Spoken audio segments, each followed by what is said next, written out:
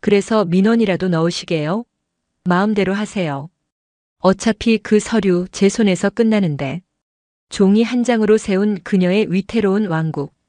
그녀는 완벽한 갑이었고 민원인은 언제나 을이었습니다. 그녀는 아직 몰랐습니다. 잠시 후 그 하찮은 서류 한 장이 아닌 대한민국 육군 참모총장의 의전 차량이 그녀의 앞을 가로막게 될 줄은. 여러분, 가을 바람이 기분 좋게 부네요. 오늘은 어떤 시간 보내고 계신가요? 여러분의 일상을 댓글로 공유해 주시면서 시청 후 잊지 마시고 구독과 좋아요 한 번씩 꼭 눌러주시면 감사하겠습니다. 강원도 인제군 깊은 산속에 자리한 을지부대의 면회실. 토요일 오전 10시 면회 시간이 시작되었지만 이곳의 분위기는 여느 주말의 활기참과는 거리가 멀었다. 가족을 만나러 온 민간인들의 얼굴에는 설렘 대신 긴장과 초조함이 섞여 있었다. 그 중심에는 면회실을 마치 자신의 작은 왕국처럼 다스리는 여군 하사 강지아가 있었다. 키 165cm의 늘씬한 체격에 날카로운 눈매, 완벽하게 정돈된 군복과 흐트러짐 없는 묶음 머리는 그녀의 빈틈없는 성격을 대변하는 듯했다. 그러나 그녀의 입가에 늘 걸려있는 냉소적인 미소는 면회객들에게 위압감을 주기에 충분했다. 면회객들은 맹수 우리 앞을 지나는 양떼처럼 조심스럽게 발걸음을 옮겼다. 강지아 하사의 목소리가 면회실 전체에 울려 퍼졌다. 줄 똑바로 서세요. 서류 없으면 뒤로 가세요. 면회객이라도 규칙은 규칙입니다. 그녀의 한마디에 대기실의 공기는 얼음처럼 차갑게 식었다. 면회 시간이 1시간이나 지났건만 아직도 30명이 넘는 사람들이 길게 줄을 서 있었다. 경상도에서 새벽 기차를 타고 온 노부부, 3살배기 아이를 업은 젊은 엄마 그리고 부산에서 새벽같이 올라와 벌써 4시간째 기다리고 있다는 중년 아저씨까지. 모두 소중한 가족을 만나기 위해 먼 길을 달려온 이들이었다. 하지만 강지아 하사에게는 그런 사정 따위 중요하지 않았다. 그녀에게 중요한 것은 오직 하나, 자신이 만든 규칙대로 모든 것이 돌아가야 한다는 것뿐이었다. 그것이 바로 그녀가 이 작은 공간에서 권력을 유지하는 방식이었다. 창가 쪽에는 70이 넘어 보이는 할머니 한 분이 초조하게 시계를 바라보고 있었다. 손에는 떨리는 글씨로 손자에게 줄 용돈과 함께 짧은 메모가 들려 있었다. 할머니는 어젯밤부터 잠을 설쳤다고 옆 사람에게 작게 속삭였다. 할머니, 서류에 도장이 빠졌네요. 강지아 하사가 차갑게 말했다. 사실 도장은 제대로 찍혀 있었지만 그녀는 그저 할머니를 귀찮게 하고 싶었다. 할머니는 돋보기를 꺼내 서류를 다시 살폈다. 어디에 도장이 빠졌다는 거지요? 아, 정말 답답하시네. 여기 보세요, 여기.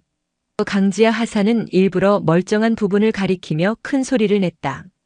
주변 사람들의 시선이 할머니에게 집중되자 할머니는 더욱 위축되었다. 강지아 하사는 그런 모습을 보며 속으로 묘한 쾌감을 느꼈다. 이래야 질서가 잡히지. 그때 면회실 문이 삐걱거리며 열렸다. 익숙한 얼굴이 들어왔다. 최민준 병장의 어머니였다. 50대 초반으로 보이는 그녀는 강지아 하사와 안면이 있는 사이였다. 강지아 하사의 표정이 순식간에 바뀌었다. 마치 스위치를 누른 것처럼 차가웠던 표정은 온데간데 없이 사라지고 부드러운 미소가 번졌다. 아, 최민준 병장 어머님이세요? 이쪽으로 오세요. 목소리 톤도 완전히 달라졌다. 김 병장 어머니는 미안한 듯 뒤를 돌아보며 말했다. 저기 뒤에 계신 분들이 먼저 오셨는데. 괜찮습니다, 어머님. 어머님은 우리 부대 모범 가족 회원이시거든요. 완전한 거짓말이었다. 하지만 강지아 하사는 눈 하나 깜빡하지 않고 능청스럽게 거짓말을 했다. 뒤에서 있던 사람들이 웅성거렸지만 감히 항의하지는 못했다. 군복을 입은 강지아 하사의 권위 앞에서는 모두가 움츠러들 수밖에 없었다. 여기선 내가 왕이야. 내가 곧 법이고. 강지아 하사는 속으로 만족스럽게 중얼거렸다. 이런 식으로 자신만의 질서를 만들어가는 것이 그녀에게는 일상이었다. 규정을 핑계로 사람들을 휘두르고 친분 있는 사람들에게는 특혜를 주는 것, 그것이 바로 강지아 하사가 면회실에서 쌓아올린 작은 제국이었다. 최민준 병장 어머니가 VIP 대우를 받으며 먼저 면회실 안으로 들어가자 대기실 분위기는 더욱 서늘해졌다. 할머니는 여전히 서류를 들여다보고 있었고 부산 아저씨는 한숨을 내쉬었다. 젊은 엄마는 아이가 깰까봐 조심스럽게 달래고 있었다. 강지아 하사는 그런 광경을 보며 더욱 우월감을 느꼈다. 사람들이 자신 앞에서 움츠러드는 모습, 그것이 바로 그녀가 원하는 장면이었다. 다음 분.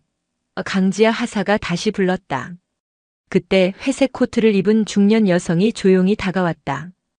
키는 보통이었지만 어딘가 범상치 않은 기품이 풍겼다. 단정한 외모, 차분한 분위기, 그리고 무엇보다 흔들리지 않는 눈빛이 인상적이었다. 서은채 여사였다. 그녀는 정중하게 인사를 하며 서류를 건넸다. 안녕하세요. 면회 신청하러 왔습니다. 강지아 하사는 서류를 받아들고 대충 훑어보았다. 사실 서류에는 아무 문제가 없었다. 하지만 강지아 하사는 이미 마음먹고 트집을 잡기로 했다.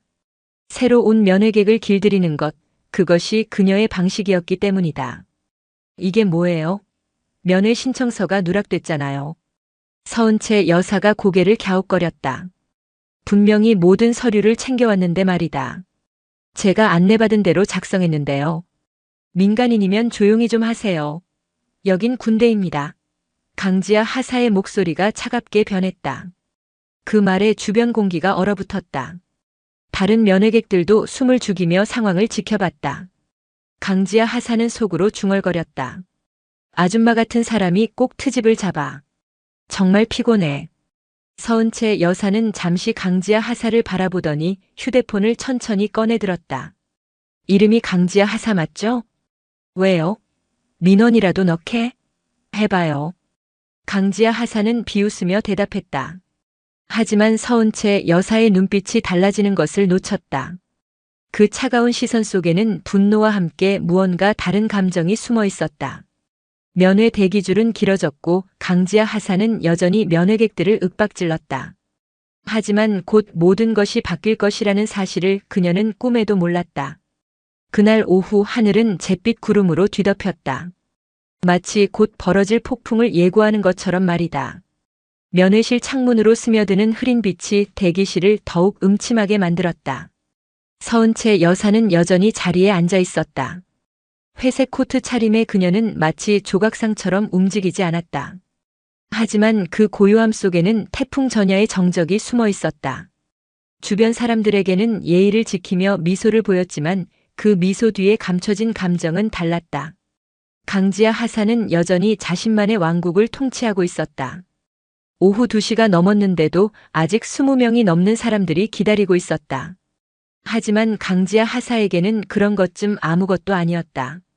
다음 분, 빨리 나오세요. 강지아 하사의 목소리가 다시 울렸다. 이번에는 중년 남성이 다가왔다. 손에는 낡은 가방을 들고 있었고 얼굴에는 피로가 가득했다. 서류 확인하겠습니다. 남성이 조심스럽게 서류를 건넸다. 강지아 하사는 서류를 받아들고는 찬찬히 살펴봤다. 사실 별다른 문제는 없었다. 하지만 강지아 하사의 입가에 냉소적인 미소가 번졌다. 아버님, 이건 뭐예요? 신분증 사본이 흐릿하네요. 죄송합니다. 다시 복사해서 가져올까요? 그럼요. 당연히 다시 해와야죠.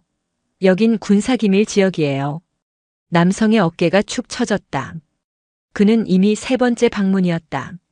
매번 다른 이유로 돌려보내졌던 것이다. 서은채 여사는 그 광경을 지켜보며 주먹을 꽉 쥐었다. 저런 식으로 사람들을 우롱하는 모습이 참을 수 없었다. 하지만 아직은 때가 아니었다. 더 확실한 증거가 필요했다. 강지아 하사는 남성을 돌려보낸 후 만족스러운 표정을 지었다. 그때 또 다른 면회객이 다가왔다. 이번엔 젊은 여성이었다. 갓 태어난 아기를 안고 있었다. 안녕하세요. 남편 면회 왔습니다. 서류부터 보겠습니다. 젊은 여성이 떨리는 손으로 서류를 건넸다. 아기가 계속 울어서 진땀을 흘리고 있었다. 강지아 하사는 서류를 받아들고 일부러 천천히 살펴봤다. 이상하네요. 뭐가 이상한가요? 아기 출생 증명서가 없잖아요. 가족 면회인데 어떻게 증명서 없이 와요? 여성의 얼굴이 창백해졌다. 저기요, 접수할 때는 그런 얘기 없었는데요. 규정이 바뀌었어요. 모르셨어요? 완전한 거짓말이었다. 그런 규정은 애초에 존재하지도 않았다. 하지만 강지아 하사는 태연하게 거짓말을 했다. 그럼 어떻게 해야 하나요? 아기가 계속 울어서. 그건 제 알 바 아니에요. 서류 없으면 면회 불가입니다. 여성의 눈에 눈물이 고였다. 아기는 더욱 크게 울기 시작했다. 주변 사람들이 안타까운 시선으로 바라봤지만 아무도 나서지 못했다. 서은채 여사는 더 이상 참을 수 없었다. 자리에서 일어나 조용히 다가갔다. 실례합니다만 제가 알기로는 그런 규정이 없는데요. 강지아 하사의 눈이 번뜩였다. 뭐라고요? 민간인이 뭘 안다고 나서요? 저도 군 관련 업무를 해봤거든요. 그런 규정은 없습니다. 강지아 하사의 얼굴이 붉어지기 시작했다. 자신의 거짓말이 들통날 뻔한 상황이었다. 아줌마, 여기서 떠들지 마세요. 조용히 앉아 계세요. 아줌마라니요? 예의가 그게 뭐예요? 서은채 여사의 목소리에도 차가운 기운이 스며들기 시작했다. 하지만 강지아 하사는 물러서지 않았다. 오히려 더욱 공격적으로 나왔다. 여긴 군대예요, 군대. 민간인 따위가 뭘 안다고 나대는 거예요. 그 순간 면회실 전체가 정적에 휩싸였다. 모든 사람들이 숨을 죽이며 두 사람의 대치를 지켜봤다. 공기 중에는 긴장감이 팽팽하게 흘렀다. 서은채 여사는 한 걸음 더 다가서며 말했다. 제대로 된 업무 처리 좀 해주세요. 이렇게 사람들 괴롭히는 게 군인다운 건가요? 뭐라고? 감히 누가 누구를 가르치려고 해요? 강지아 하사가 책상을 쾅 치며 일어섰다. 그 소리에 아기가 더욱 크게 울기 시작했다. 젊은 엄마는 어쩔 줄 몰라 했다. 하사님, 제발 좀 도와주세요. 아기가 시끄러워요. 조용히 못해요. 강지아 하사가 젊은 엄마에게까지 화를 냈다. 이제 정말 선을 넘은 것이었다. 서은채 여사의 인내심은 한계에 달했다. 지금 당장 사과하세요. 서은채 여사의 목소리가 낮고 차가워졌다. 하지만 강지아 하사는 비웃기만 했다. 사과? 내가 왜 민간인한테 사과를 해요? 웃기네. 서은채 여사는 휴대폰을 천천히 꺼냈다. 그리고 녹음 버튼을 눌렀다. 강지아 하사는 그 모습을 보며 더욱 화가 났다. 뭐 하는 거예요? 녹음이라도 할 거예요? 네, 그럴 생각입니다. 해봐요. 민원 넣어보시든지, 뭐 하시든지. 강지아 하사는 완전히 이성을 잃었다. 자신이 얼마나 위험한 상황에 처해 있는지 전혀 모르고 있었다. 서은채 여사는 조용히 물었다. 이름이 강지아 하사 맞죠? 맞아요. 그래서 어쩔 건데요? 기억해 두겠습니다. 서은채 여사의 말에는 무언가 섬뜩한 느낌이 있었다. 하지만 강지아 하사는 그것을 위협으로 받아들였다. 협박하는 거예요? 민간인이 군인을 협박해요? 협박이 아니라 약속입니다. 서은채 여사가 휴대폰을 주머니에 넣으며 말했다. 그리고는 젊은 엄마에게 다가가 조용히 말했다. 걱정하지 마세요. 곧 해결될 거예요. 젊은 엄마는 고개를 끄덕였다. 서은채 여사의 말에는 묘한 확신이 있었다. 강지아 하사는 여전히 화가 나 있었지만 왠지 모르게 등골이 서늘해지는 느낌이었다. 서은채 여사의 차가운 시선이 계속 머릿속에 맴돌았다. 면회 대기실의 분위기는 더욱 무거워졌다. 사람들은 조용히 수군거렸지만 아무도 큰 소리로 말하지는 않았다. 모두가 무언가 큰일이 벌어질 것 같은 예감을 느끼고 있었다. 시계는 오후 3시를 가리키고 있었다. 평범했던 토요일 오후가 서서히 폭풍 전야로 변해가고 있었다. 오후 3시 30분 면회실 밖 주차장에서 엔진 소리가 들려왔다. 평범한 승용차 소리가 아니었다. 묵직하고 위험 있는 마치 권력 그 자체를 상징하는 듯한 소리였다. 정문 경비병 정수호 이병이 망원경으로 멀리를 살펴봤다. 검은색 세단 한 대가 천천히 다가오고 있었다. 차량 앞부분에 붙어있는 번호판이 눈에 들어왔다. 저게? 정수호 이병의 얼굴이 순식간에 창백해졌다. 그 번호판에는 붉은 별과 함께 특별한 문구가 새겨져 있었기 때문이었다. 육군 참모 총장 전용이라는 글씨가 선명하게 보였다. 이상하다. 오늘 총장님 일정이 있었나? 정수호 이병은 급히 당직 장교 박준영 중위에게 연락을 취했다. 하지만 돌아온 대답은 예상 밖이었다. 무슨 소리야? 총장님 일정 같은 건 없는데? 그때 검은 세단 뒤로 또 다른 차량들이 나타났다. 모두 군용 차량이었다. 경호 차량, 수행 차량까지 포함해서 총 5대의 행렬이었다. 마치 국가원수라도 방문하는 것 같은 규모였다. 면회실 안에서는 여전히 긴장감이 흘렀다. 강지아 하사는 서은채 여사와의 대치 이후 더욱 예민해져 있었다. 뭔가 불안한 기분이 계속 들었지만 자존심 때문에 물러서지 못했다. 다음 분. 강지아 하사가 다시 호명했다. 이번에는 노부부가 다가왔다. 할아버지는 지팡이를 짚고 있었고 할머니는 그를 부축하며 천천히 걸어왔다. 서류 확인하겠습니다. 할아버지가 떨리는 손으로 서류를 건넸다. 강지아 하사는 서류를 받아들고는 또다시 트집을 잡기 시작했다. 할아버지, 이거 서명이 잘못됐네요. 어디가 잘못됐다는 거지요? 여기 봐요. 글씨가 흐릿해요. 사실 서명에는 아무 문제가 없었다. 단지 나이가 들어 손이 떨려서 약간 흐릿할 뿐이었다. 하지만 강지아 하사는 그것을 빌미로 또 트집을 잡았다. 서은채 여사는 그 광경을 지켜보며 더욱 분노했다. 저런 식으로 노인분들까지 괴롭히는 모습을 보니 참을 수가 없었다. 그때였다. 면회실 밖에서 급박한 발소리가 들려왔다. 복도를 뛰어오는 소리였다. 곧이어 문이 벌컥 열리더니 당직 장교 박준영 중위가 황급히 뛰어들어왔다. 하사, 긴급 상황이야. 박준영 중위가 숨을 헐떡이며 외쳤다. 그의 얼굴에는 당황스러운 표정이 가득했다. 무슨 일인데요? 강지아 하사가 짜증스럽게 물었다. 자신의 일을 방해받는 게 싫었기 때문이다. 총장님이, 육군 참모 총장님이 오신다. 네. 강지아 하사의 눈이 동그랗게 커졌다. 육군 참모 총장이라니. 그런 높은 분이 왜 이런 변두리 부대에 오신다는 걸까? 언제요?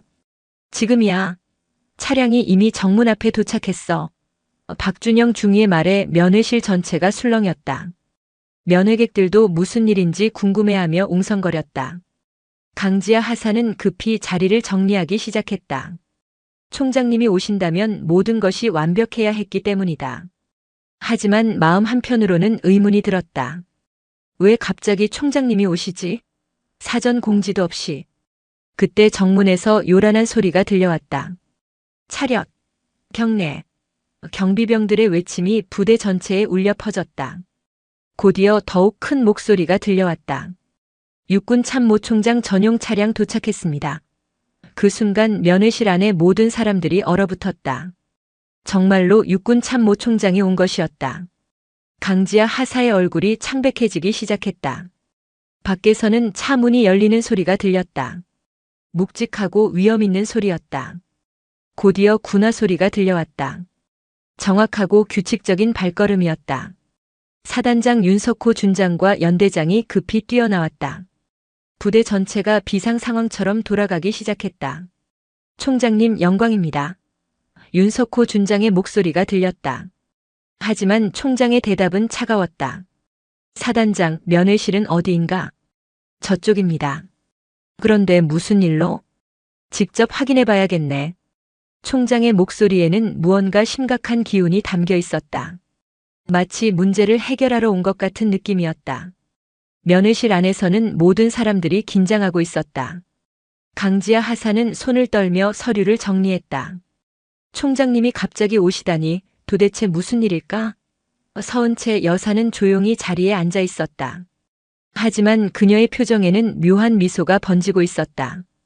마치 무언가를 기다리고 있는 것 같았다.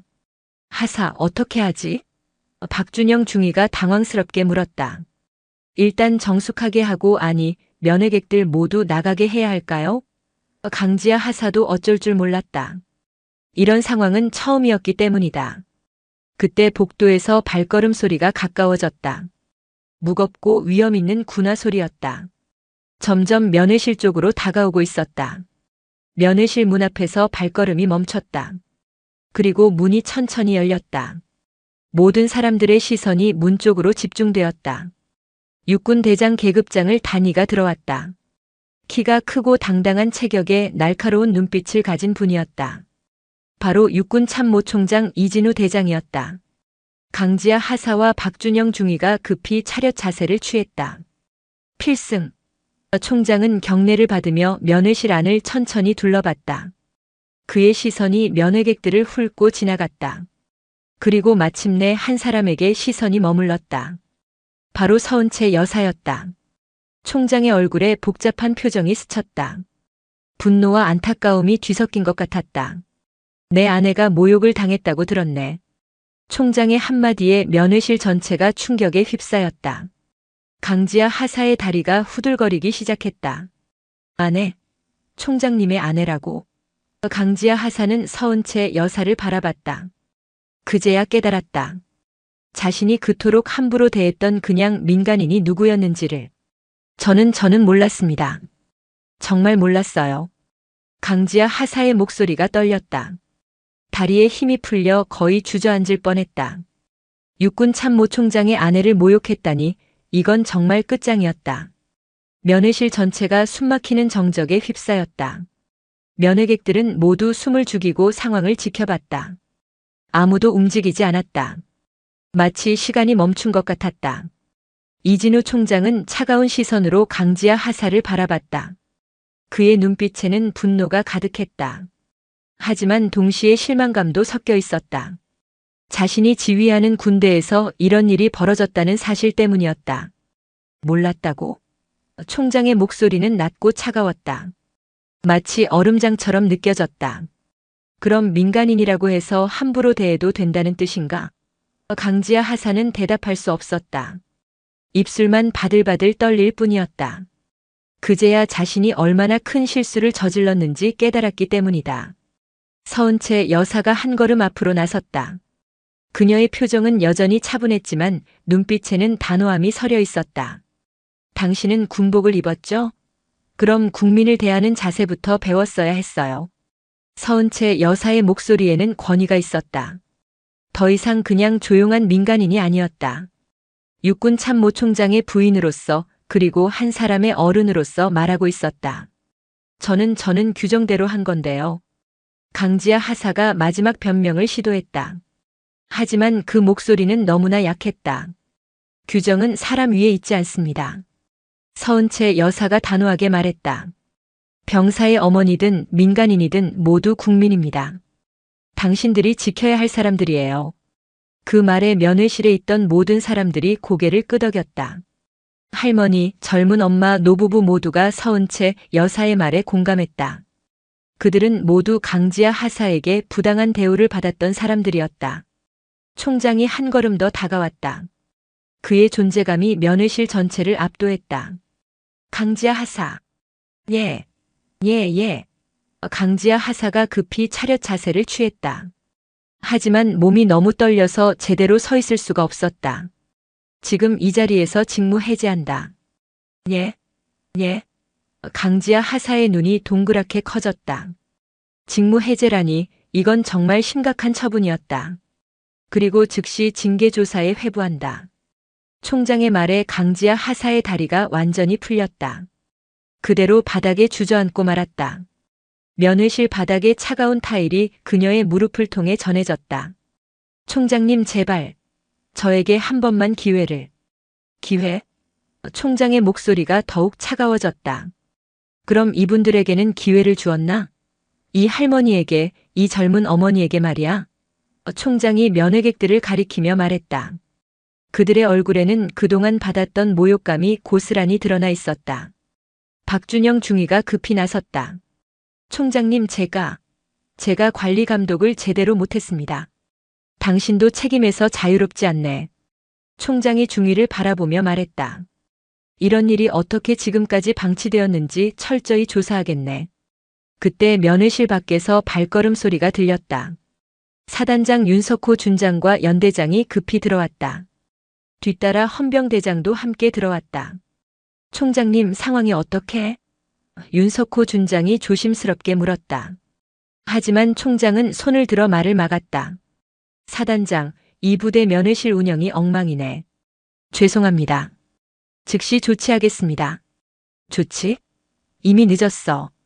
총장이 냉정하게 말했다. 감찰본부에 전면 감사를 요청하겠네. 이런 일이 이 부대만의 문제인지 다른 부대는 어떤지 확인해야겠어. 윤석호 준장의 얼굴이 창백해졌다.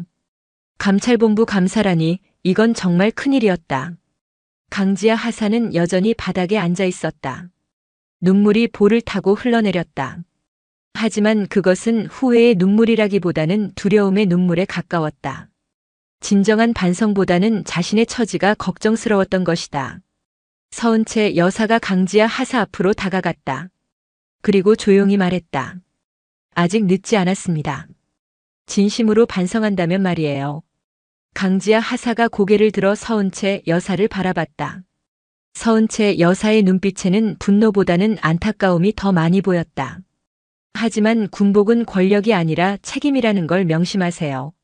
서은채 여사의 말이 강지아 하사의 가슴을 파고들었다. 그제야 강지아 하사는 자신이 얼마나 잘못된 생각을 가지고 있었는지 깨달았다. 총장이 헌병대장에게 말했다. 즉시 이 하사를 연행하고 관련 자료를 모두 확보하게. 예, 총장님. 헌병대장이 큰 소리로 대답했다. 곧이어 헌병 2명이 들어와 강지아 하사를 부축했다. 강지아 하사가 끌려나가면서 뒤돌아봤다. 서은채 여사가 자신을 바라보고 있었다. 그 시선에는 여전히 분노보다는 실망이 더 많이 담겨 있었다. 죄송합니다. 정말 죄송합니다. 강지아 하사의 마지막 말이 면회실에 메아리 쳤다. 하지만 이미 모든 것이 늦었다. 면회실에 다시 정적이 흘렀다. 총장은 면회객들을 돌아보며 말했다. 오늘 불편을 끼쳐드려 죄송합니다. 앞으로는 이런 일이 절대 없도록 하겠습니다. 할머니가 떨리는 목소리로 말했다. 괜찮습니다. 총장님께서 와주셔서 고맙습니다. 젊은 엄마도 고개를 끄덕였다. 아기는 이제 조용히 잠들어 있었다. 총장이 서은채 여사를 바라봤다. 그의 눈빛에는 미안함과 사랑이 담겨 있었다. 집에 가자. 네. 서은채 여사가 조용히 대답했다. 그리고 면회객들을 향해 고개를 숙여 인사했다. 모두 수고하셨습니다. 총장 부부가 면회실을 나가자 남은 사람들은 여전히 충격에서 벗어나지 못했다. 방금 전까지 그들을 괴롭혔던 하사가 사라지고 대신 정의가 실현되는 순간을 목격한 것이었다. 사단장 윤석호 준장이 급히 새로운 담당자를 불러왔다. 이번에는 친절하고 예의 바른 한승재 상사였다. 면회 업무 계속 진행하겠습니다. 모든 분들께 정중히 도와드리겠습니다. 면회실에 따뜻한 분위기가 돌아왔다. 하지만 모든 사람들의 머릿속에는 방금 전 벌어진 일이 생생하게 남아 있었다. 권력은 사람을 위해 존재한다는 것, 그리고 진정한 강함은 겸손에서 나온다는 교훈을 모두가 깨달은 순간이었다. 그날 저녁 부대 전체가 발칵 뒤집혔다. 육군 참모총장 이진우 대장의 긴급 지시가 떨어진 후 부대 곳곳에서는 비상벨이 울려 퍼졌고 마치 전쟁이라도 터진 것 같은 긴박한 분위기가 감돌았다. 감찰본부에서 급파된 특별조사팀이 부대에 도착했다. 검은 승용차 세대에서 내린 감찰 장교들의 표정은 차갑기 그지없었다. 그들의 손에는 두꺼운 서류 봉투와 녹음기, 그리고 조사에 필요한 장비들이 들려 있었다. 면회실 관련전 직원 즉시 소집, 수석 감찰관의 날카로운 목소리가 부대 전체에 울려 퍼졌다. 면회실에서 근무했던 모든 병사들과 간부들이 하나둘씩 불려나갔다. 그들의 얼굴에는 강지아 하사의 갑작스러운 직무 해제와 총장의 직접 방문으로 인한 알 수 없는 공포가 가득했다. 조사실로 변한 회의실에서는 무서운 진실들이 하나씩 밝혀지고 있었다. 하사님이 우리까지 끌어들였어요. 상병 이준호가 떨리는 목소리로 외쳤다. 그는 면회실에서 강지아 하사의 지시를 받으며 일했던 부하였다. 저는 시키는 대로만 했을 뿐이에요. 정말이에요.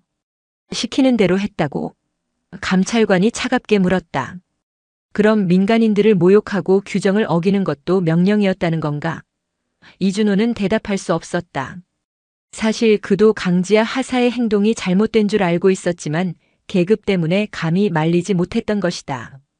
다른 조사실에서는 더욱 충격적인 증언들이 쏟아져 나왔다. 강지아 하사는 친분 있는 가족들에게만 특혜를 줬습니다. 일병 김영수가 떨리며 말했다. 돈을 받은 적도 있다고 소문이 돌았습니다. 직접 보지는 못했지만 돈을 받았다고? 감찰관의 눈빛이 번뜩였다. 누구에게서 얼마나 받았는지 아나? 정확히는 모르겠지만 최민준 상병 어머니나 몇몇 분들이 김영수의 증언에 조사관들이 메모를 적기 시작했다. 단순한 갑질을 넘어 뇌물수수까지 의심되는 심각한 상황이 된 것이었다. 한편 부대 내 구치소 독방에 갇힌 강지아 하사는 회색 벽을 바라보며 멍하니 앉아 있었다. 회색 구치복을 입은 그녀의 모습은 초라하기 그지없었다. 며칠 전까지만 해도 면회실의 작은 여왕이었던 그녀가 이제는 모든 것을 잃은 죄수가 되어 있었다. 내가 대체 뭘 한 거지? 강지아 하사는 그제야 자신의 행동을 돌아보기 시작했다. 하지만 이미 늦었다는 것을 직감했다. 휴대폰 속 녹음 파일, 면회실 CCTV 영상, 그리고 수십 명의 증인들. 이 모든 것이 그녀에게 불리한 증거였다. 독방 창살 사이로 들어오는 저녁 햇살이 그녀의 얼굴을 비췄지만 그 빛마저도 차갑게만 느껴졌다. 부대 안에서는 강지아 하사 사건을 계기로 연쇄 반응이 일어나고 있었다. 면회실뿐만 아니라 다른 부서들까지 조사 대상이 되었다. 혹시 비슷한 문제들이 더 있는지 확인하기 위해서였다. PX에서도 민간인들 차별한다는 소문 있잖아. 급식실도 마찬가지야. 면회객들한테 차가운 밥 주고. 병사들 사이에서 그동안 쌓였던 불만들이 터져나오기 시작했다. 강지아 하사의 사건은 부대 전체의 고질적인 문제점들을 수면 위로 드러내는 기폭제가 된 것이다. 사단장실에서는 긴급 회의가 열렸다. 도대체 어떻게 된 거야? 사단장 윤석호 준장이 책상을 내리치며 소리쳤다. 면회실 하나 때문에 부대 전체가 뒤집혔잖아. 연대장들이 고개를 숙였다. 하지만 사과만으로는 상황이 해결되지 않았다. 총장님께서 직접 나서셨다는 건 그만큼 심각하다는 뜻이야. 윤석호 준장의 목소리에는 절망이 섞여 있었다. 우리 부대 평가 등급이 어떻게 될지 생각만 해도 끔찍하다. 그때 부관이 급히 들어왔다. 사단장님, 헌병대에서 연락 왔습니다. 뭔데? 강지아 하사 관련해서 추가 제보가 들어오고 있다고 합니다. 추가 제보? 윤석호 준장의 얼굴이 더욱 어두워졌다. 어떤 내용인데? 민간인들을 상대로 한 갑질이 일회성이 아니었다는 겁니다. 지난 1년간 지속적으로. 그만해. 윤석호 준장이 손을 들며 외쳤다. 더 이상 듣고 싶지 않았다. 밤이 되자 부대는 더욱 어수선해졌다. 병사들은 불안에 떨었고 간부들은 자신들도 연루될까봐 전전긍긍했다. 면회실은 완전히 폐쇄되었다. 출입 금지 테이프가 쳐져 있었고 헌병이 지키고 있었다. 그 모습을 보는 사람들마다 한숨을 쉬었다. 저기서 그런 일이 벌어졌다니. 총장님 부인을 모욕했다면서. 완전히 끝났네, 저 하사. 병사들의 수군거림이 부대 곳곳에서 들렸다. 강지아의 이름은 이제 부대에서 금기어가 되어버렸다. 조사가 진행될수록 더 많은 사실들이 드러났다. 강지아 하사가 면회실에서 벌인 갑질은 상상 이상이었다. 노인들을 함부로 대한 것은 물론 장애인 가족까지 차별했다는 증언이 나왔다. 휠체어 할아버지 보고 불편하니까 다음에 오라고 했어요. 임신한 며느리한테는 배가 부르니까 서서 기다리라고 했고요. 증언들은 점점 더 충격적이었다. 강지아 하사의 갑질이 얼마나 심각했는지를 보여주는 사례들이었다. 자정이 넘어서야 조사가 잠시 중단되었다. 하지만 부대에는 여전히 긴장감이 돌았다. 내일이면 더 큰 폭풍이 몰아칠 것 같았다. 감찰관들은 숙소에서 회의를 계속했다. 이건 단순한 갑질 사건이 아니야. 수석 감찰관이 심각한 표정으로 말했다. 부대 전체의 기강이 해이해져 있어. 근본적인 개혁이 필요해. 총장님께 중간 보고 드려야겠습니다. 그래, 내일 아침 첫 보고하자. 감찰관들의 얼굴에도 피로가 가득했다. 하지만 그들의 눈빛에는 확고한 의지가 담겨 있었다. 반드시 진실을 밝혀내겠다는 의지 말이다. 새벽 2시 부대는 겉으로는 조용했지만 속으로는 여전히 술렁이고 있었다. 병사들은 잠들지 못하고 뒤척였고 간부들은 자신들의 미래를 걱정했다. 강지아가 쌓아 올렸던 작은 권력의 성은 완전히 무너져 버렸지만 그 잔해는 부대 전체를 뒤덮고 있었다. 한 사람의 잘못된 행동이 얼마나 큰 파장을 일으킬 수 있는지를 보여주는 생생한 사례였다. 사흘 뒤 헌병대기실은 으스스한 정적에 휩싸여 있었다. 회색 벽과 차가운 형광등이 만들어내는 분위기는 마치 심판의 날을 기다리는 것 같았다. 징계 대기 중인 강지아 하사는 플라스틱 의자에 앉아 있었다. 며칠 사이 그녀의 모습은 완전히 달라졌다. 깔끔했던 머리는 헝클어졌고 자신만만했던 눈빛은 사라진 지 오래였다. 손톱을 뜯는 버릇이 생겼고 계속 다리를 떨고 있었다. 내가 정말 그렇게 나쁜 사람이었나? 강지아 하사는 계속 자문자답을 반복했다. 하지만 답은 이미 정해져 있었다. 지난 며칠간 쏟아진 증언들이 그것을 증명했기 때문이다. 그때 대기실 문이 조용히 열렸다. 회색 코트를 입은 서은채 여사가 들어서는 것이었다. 강지아 하사는 깜짝 놀라 고개를 들었다. 부인께서 왜 여기에? 강지아 하사의 목소리는 떨렸다.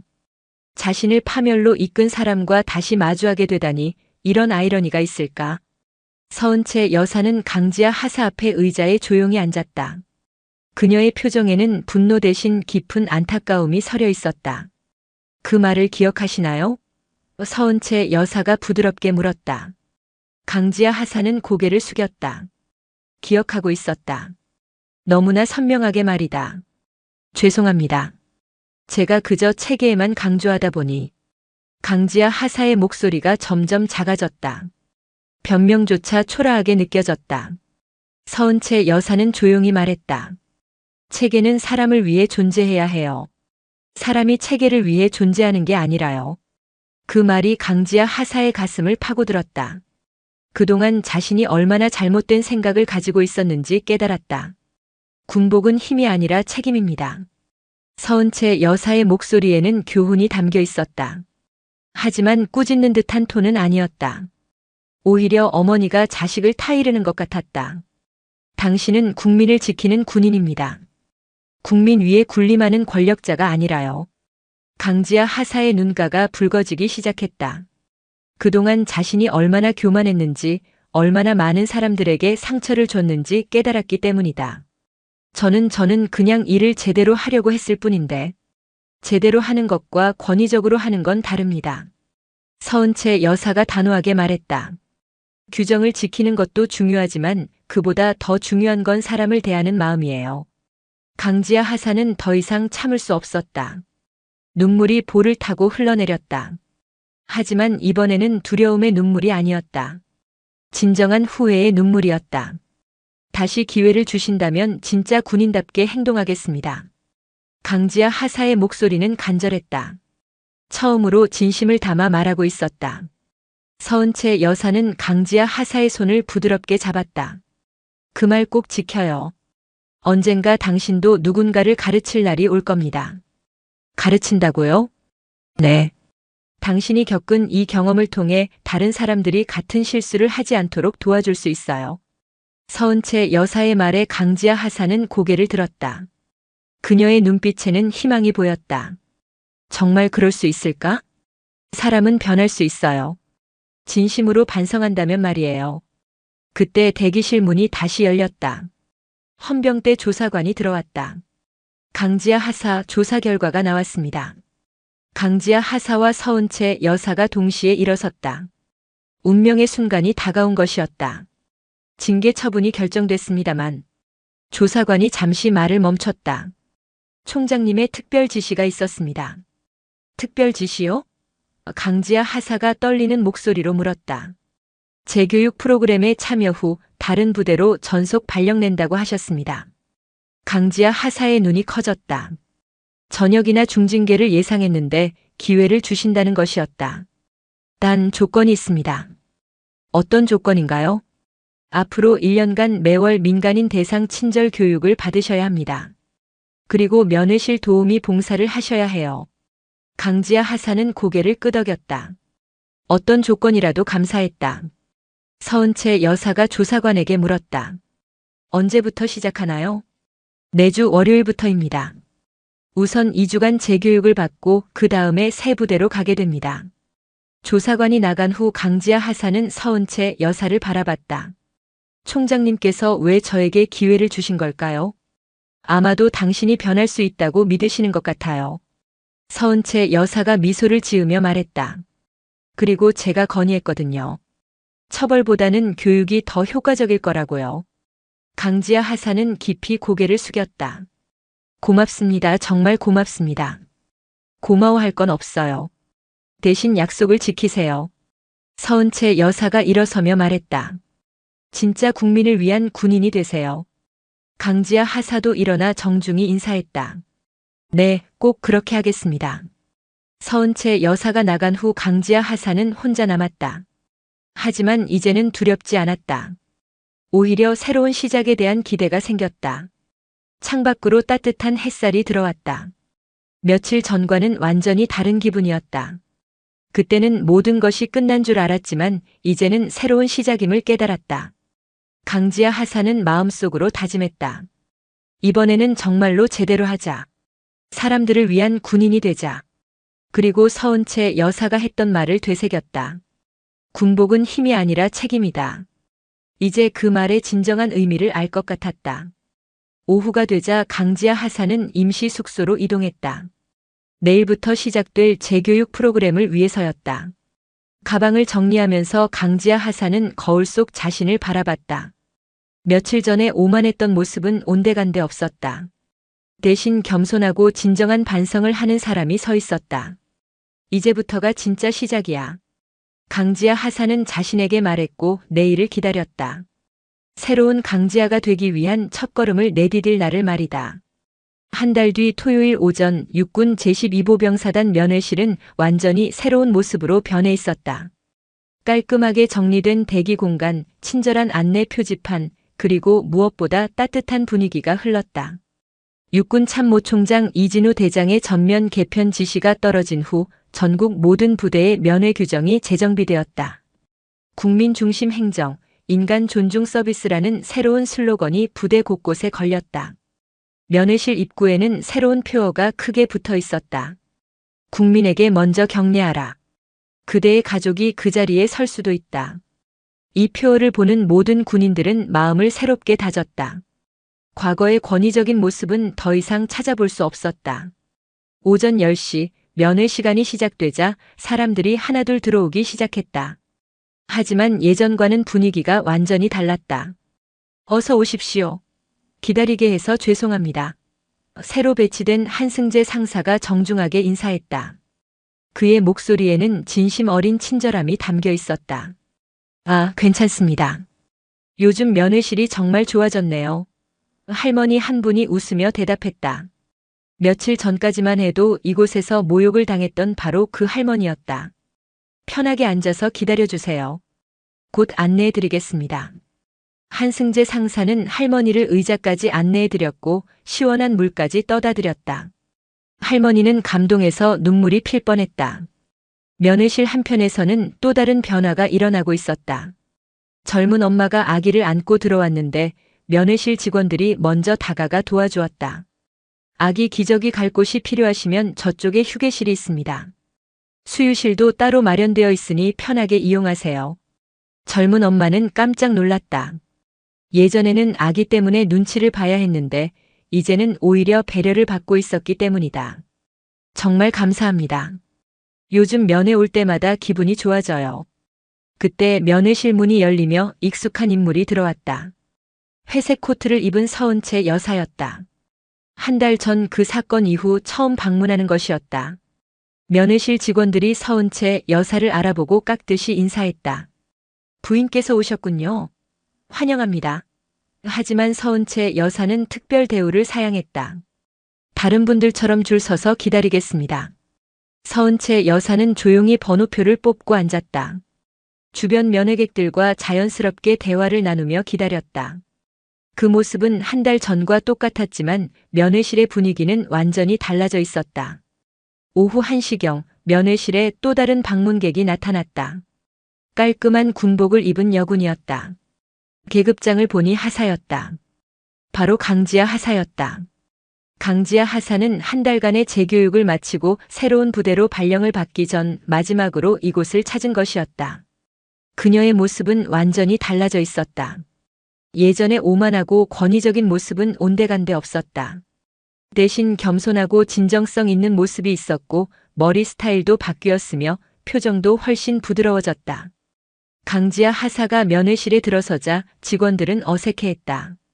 한 달 전 그 사건의 당사자였으니까. 안녕하세요. 강지하 하사가 정중하게 인사했다. 예전 같으면 상급자인 척 거드름을 피웠겠지만 이제는 달랐다. 한승재 상사가 조심스럽게 다가왔다. 강 하사님 어떻게 오셨는지. 인사 왔습니다. 그리고 사과하러 왔어요. 강지하 하사가 면회객들을 바라보며 말했다. 그 중에는 한 달 전 자신에게 피해를 당했던 사람들도 있었다. 강지하 하사는 할머니 앞으로 다가가 깊이 고개를 숙였다. 할머니, 한 달 전에 정말 죄송했습니다. 할머니는 깜짝 놀랐다. 자신을 그토록 괴롭혔던 그 여군이 사과하러 온 것이었다. 아이고, 괜찮아요. 다 지난 일인데요. 아닙니다. 제가 정말 잘못했습니다. 강지하 하사의 목소리에는 진심이 담겨 있었고 할머니도 그것을 느낄 수 있었다. 강지하 하사는 젊은 엄마에게도 사과했다. 그때 아기 때문에 힘드셨을 텐데 정말 미안했습니다. 괜찮아요. 이제 좋아졌으니까요. 젊은 엄마도 강지하 하사의 진심을 느끼고 웃으며 대답했다. 그때 서은채 여사가 강지하 하사를 발견했다.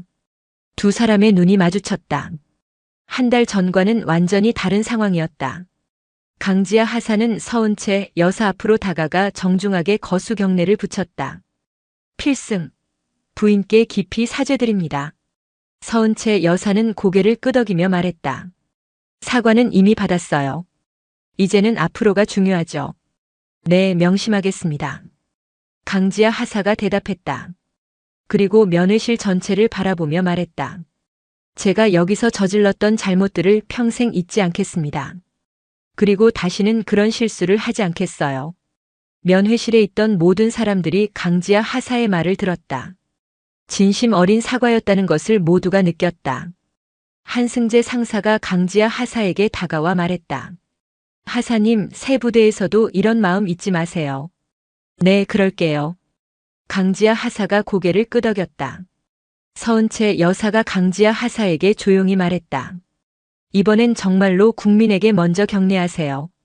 강지하 하사는 고개를 들어 면회실을 둘러봤다. 정문 앞으로 병사 가족들이 들어오고 있었다. 그들을 보는 강지하 하사의 눈빛이 달라졌다. 강지하 하사는 면회실 입구로 가서 들어오는 가족들에게 진심 어린 경례를 했다. 필승. 어서 오십시오. 기다리셨습니다. 그 모습을 보는 모든 사람들이 감동했다. 한 달 전에 권위적이고 거만했던 모습과는 정반대였기 때문이다. 면회실에는 따뜻한 분위기가 흘렀다.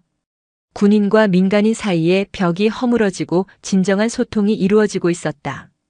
강지하 하사는 오후 늦게까지 면회실에서 봉사활동을 했다. 노인분들을 도와드리고 아이들을 돌봐주고 불편한 일이 없도록 세심하게 배려했다. 정말 달라지셨네요. 할머니가 강지하 하사에게 말했다. 이제야 진짜 군인 같아요. 강지하 하사는 그 말에 깊이 감동했다. 진짜 군인이라는 말, 그것이야말로 자신이 듣고 싶었던 최고의 칭찬이었다. 해가 저물 무렵 강지하는 면회실을 떠날 준비를 했다. 내일이면 새로운 부대로 떠나야 했기 때문이다. 다들 건강하세요. 그리고 정말 감사했습니다. 강지하 하사의 마지막 인사에 모든 사람들이 박수를 쳤다. 한 달 전에는 상상도 할 수 없었던 일이었다. 그로부터 석 달이 흘렀다. 부대는 완전히 새로운 모습으로 거듭나 있었다. 면회실 입구에 걸린 표어는 여전히 그 자리에 있었다. 국민에게 먼저 경례하라. 그대의 가족이 그 자리에 설 수도 있다. 하지만 이제 이 문구는 단순한 표어가 아니었다. 모든 군인들의 마음속에 새겨진 신조가 되었다. 오후 2시 면회 시간이 한창인 면회실은 활기찬 분위기로 가득했다. 하지만 그 활기는 예전의 권위적이고 경직된 분위기와는 완전히 달랐다. 따뜻하고 인간적인 소통이 넘쳐 흘렀다. 할아버지, 이쪽 의자가 더 편하실 거예요. 일병 정수호가 지팡이를 짚고 온 할아버지를 부축하며 말했다. 석 달 전만 해도 그는 정문 경비만 서던 병사였다. 하지만 이제는 면회실에서 가족들을 돕는 일에 자원해서 참여하고 있었다. 고맙구나, 아들아. 할아버지가 따뜻하게 말했다. 정수호 이병의 얼굴에 뿌듯한 미소가 번졌다. 면회실 한편에서는 젊은 엄마가 아기에게 분유를 먹이고 있었다. 석 달 전 그 사건의 당사자였던 바로 그 엄마였다. 하지만 이제는 걱정 없이 편안하게 면회를 즐기고 있었다. 아기가 정말 많이 컸네요. 한승재 상사가 다가와서 말했다. 그의 목소리에는 진심 어린 관심이 담겨 있었다. 네, 이제 석 달이에요. 요즘 면회 올 때마다 기분이 좋아서 아기도 더 잘 자는 것 같아요. 젊은 엄마가 웃으며 대답했다. 그 웃음 속에는 마음의 평화가 느껴졌다. 면회실 창가에서는 또 다른 감동적인 장면이 펼쳐지고 있었다. 70이 넘은 할머니가 손자와 이야기를 나누고 있었는데 근처에서 여러 군인들이 자연스럽게 도움을 주고 있었다. 할머니, 물 좀 더 가져다 드릴까요? 사진 찍어 드릴까요? 손자분이 좋아할 만한 군대 이야기 들려드릴까요? 할머니는 그런 관심과 배려에 눈물이 날 뻔했다. 석 달 전까지만 해도 이곳에서 모욕을 당했던 것을 생각하면 정말 꿈 같은 변화였다. 정말 고맙습니다. 요즘 젊은 군인들이 이렇게 예의 바르고 친절하니까 우리 손자도 군대 가는 게 덜 걱정되네요. 할머니의 말에 주변 군인들이 뿌듯해했다. 국민들에게 신뢰받는 군인이 된다는 것, 그것이야말로 진정한 보람이었다. 그때 면회실 문이 열리며 익숙한 인물이 들어왔다. 회색 코트를 입은 서은채 여사였다. 석 달 만에 다시 찾은 면회실이었다. 부인께서 오셨군요. 한승재 상사가 반갑게 인사했다. 하지만 서은채 여사는 여전히 특별 대우를 사양했다. 다른 분들처럼 줄 서서 기다리겠습니다. 서은채 여사는 번호표를 뽑고 자리에 앉았다. 그리고 주변을 둘러보며 변화된 모습을 확인했다. 석 달 전과는 정말 천지 차이였다.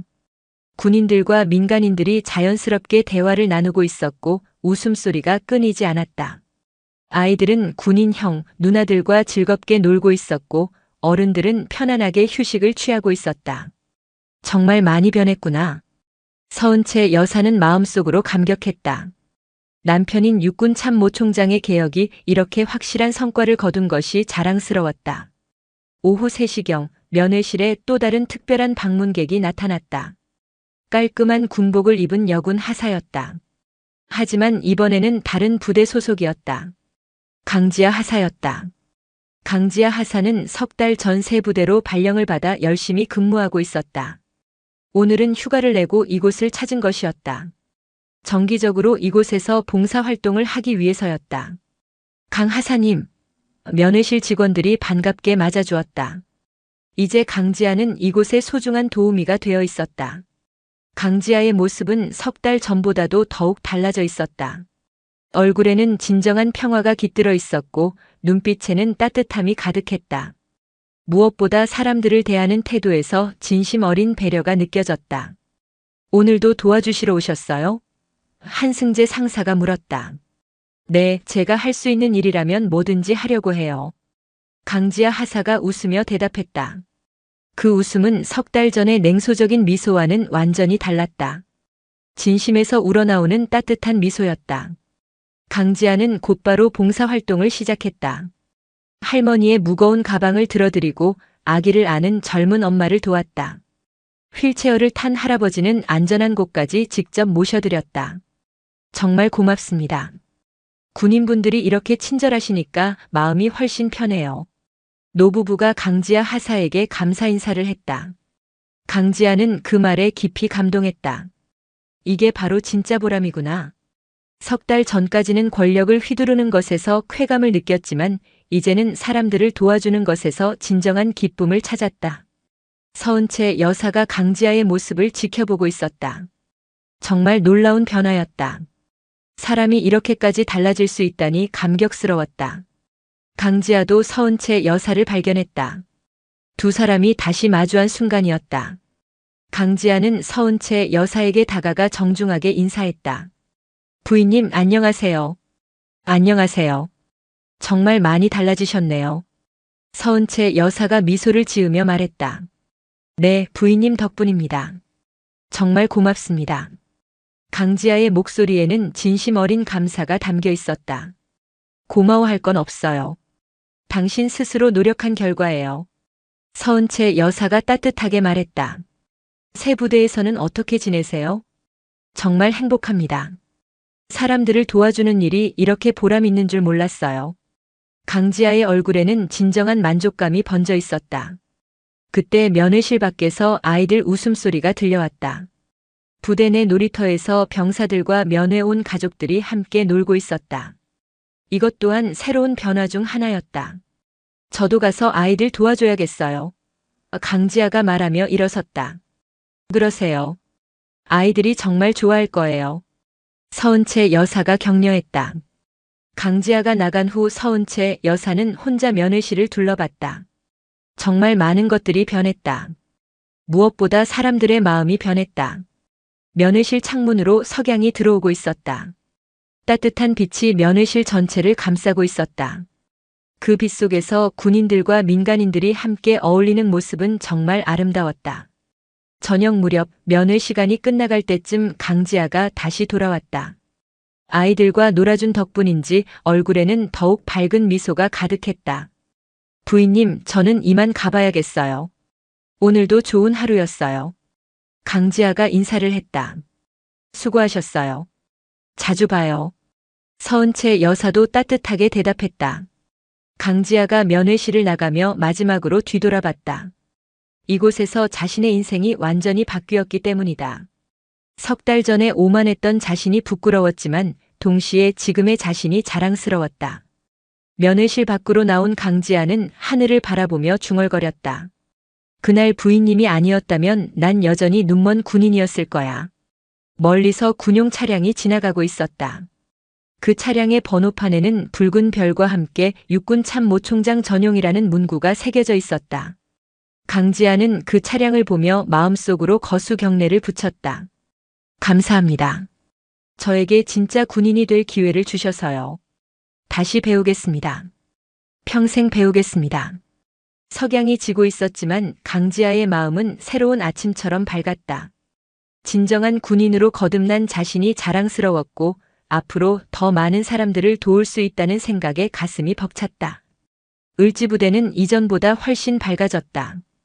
병사들은 요즘 면회실이 정말 좋아졌어요 라며 입을 모았고 가족들은 군대가 이렇게 친근할 줄 몰랐어요 라고 말했다. 그리고 모든 변화의 중심에는 작지만 중요한 깨달음이 있었다. 진정한 힘은 사람들을 억압하는 것이 아니라 사람들을 섬기는 데서 나온다는 것. 군복은 권위의 상징이 아니라 국민을 지키겠다는 약속의 상징이라는 것 말이다. 밤이 되어도 부대 곳곳에서는 따뜻한 빛이 새어나왔다. 그 빛은 단순히 전등 불빛이 아니었다. 사람과 사람 사이의 진심, 군인과 국민 사이의 신뢰, 그리고 진정한 변화에 대한 희망의 빛이었다.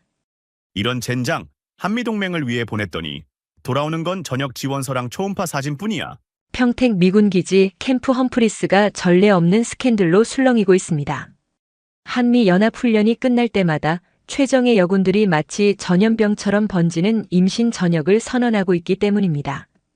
그들의 배를 부르게 만든 것은 미군 보급품이 아닌 어김없이 한국 남자였습니다. 조국에 대한 충성심으로 심장이 뛰던 그녀들이 어째서 이 땅의 남자들 앞에서 그토록 쉽게 군복을 벗어 던지는 걸까요? 이 황당무계한 사태의 시발점에는 그 누구보다 강인했고 그 누구보다 한국 남자를 벌레 보듯 멸시했던 한 명의 여군, 블랙호크의 강철 날개라 불리던 케이트 오스틴 상사가 있었습니다.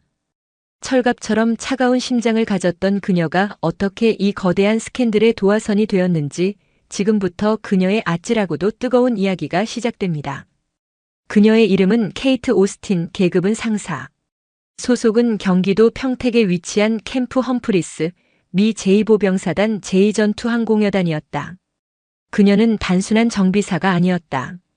지상의 먼지와 기름 냄새 대신 상공의 차가운 바람과 희박한 공기를 마시는 블랙호크 헬리콥터의 도어 거너이자 최선임 승무원이었다. 그녀의 어깨에 달린 상사 계급장은 단순히 복무 기간이 길다는 의미가 아니었다. 그것은 아프가니스탄의 황량한 산맥과 이라크의 모래바람 속에서 수십 번의 실전 비행을 완수하고 살아남은 자에게 주어지는 훈장과도 같았다. 텍사스의 목장딸로 태어나 남자 형제들 틈에서 자란 그녀는 여성이라는 굴레를 찢어버리기 위해 군대를 택했다. 그리고 그 선택이 옳았음을 증명하기 위해 누구보다 악착같이 자신을 단련했다. 그녀의 눈빛은 언제나 약간의 냉소와 강한 자부심으로 가득 차 있었고 웬만한 위관급 장교들조차 그녀 앞에서 함부로 말을 섞지 못했다. 그런 그녀에게 대한민국 파병은 실전의 긴장감이 제거된 따분하기 짝이 없는 휴가나 다름없었다. 철책선 너머의 적은 그저 상상 속의 존재일 뿐 그녀가 마주하는 현실은 기름칠 잘된 톱니바퀴처럼 단조롭게 돌아가는 기지 생활과 주말의 외출이 전부였다. 그녀는 한국이라는 나라를 그리고 한국 남자들을 경멸에 가까운 시선으로 바라봤다. 그녀의 눈에 비친 한국은 미군의 보호 없이는 단 하루도 존립할 수 없는 온실 속 화초 같은 나라였다. 화려한 네온사인과 아이돌 그룹의 칼군무 그리고 여자보다 더 곱상하게 생긴 남자들. 그것이 그녀가 이해하는 한국의 전부였다. 특히 한국 남자들은 그녀의 조롱거리였다. 훈련장에서 마주치는 한국군 장병들은 하나같이 앳되고 약해 보였다. 그녀의 동료들이 한국 여자들과 가벼운 만남을 즐기고 돌아와 늘어놓는 무용담 속에서 한국 남자들은 언제나 무능하고 질투심 많은 패배자로 그려졌다. 그 친구들 자기 여자 하나 지킬 힘도 없으면서 자존심만 하늘을 찌른다니까.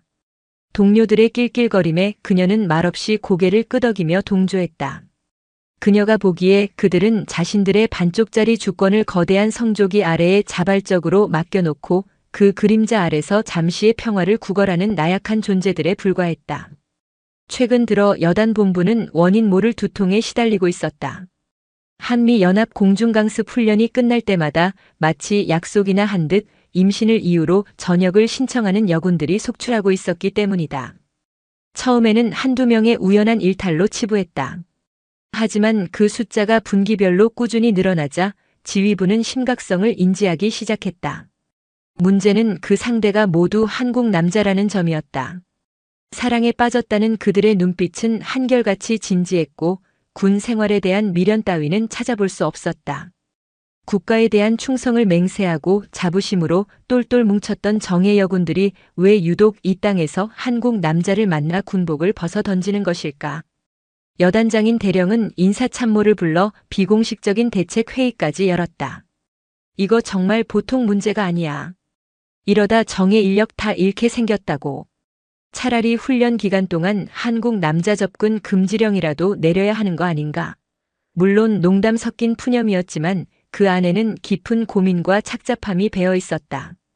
케이트 상사는 이 모든 소동을 한심하다는 듯 지켜봤다. 그녀는 사랑 따위에 발목 잡혀 자신의 경력을 내팽개치는 동료들을 이해할 수 없었다. 특히 그 상대가 나약하기 짝이 없는 한국 남자라는 사실은 그녀의 비웃음을 자아냈다. 고작 그런 남자들 때문에 평생을 바친 군대를 떠난다고. 정신 나간 것들이지. 그녀는 자신의 인생에 그런 나약한 감정이 끼어들 여지는 티끌만큼도 없다고 확신했다. 그녀의 심장은 강철로 만들어졌고 피 대신 항공유가 흐른다고 공공연히 말하고 다녔다. 그녀의 삶의 목표는 오직 하나, 여성이 오를 수 있는 가장 높은 준사관 계급인 주임원사가 되어 모두의 머리 위에 서는 것이었다. 사랑, 결혼, 임신 같은 단어들은 그녀의 인생 계획표에 존재하지 않는 불온한 단어들이었다. 그날도 그녀는 비번을 맞아 혼자 서울 시내로 향했다. 다른 동료들처럼 이태원의 시끄러운 술집을 전전하는 대신 그녀는 고요한 한강공원을 찾아 조용히 시간을 보내는 것을 선호했다. 강변을 따라 조깅을 하며 머릿속의 복잡한 생각들을 정리하는 것이 그녀의 유일한 스트레스 해소법이었다. 하늘은 잔뜩 찌푸려 있었지만 텍사스의 변덕스러운 날씨에 익숙한 그녀에게 이 정도의 흐린 날씨는 아무것도 아니었다. 그녀는 이어폰을 귀에 꽂고 힘차게 땅을 박차고 나아갔다. 그녀는 알지 못했다.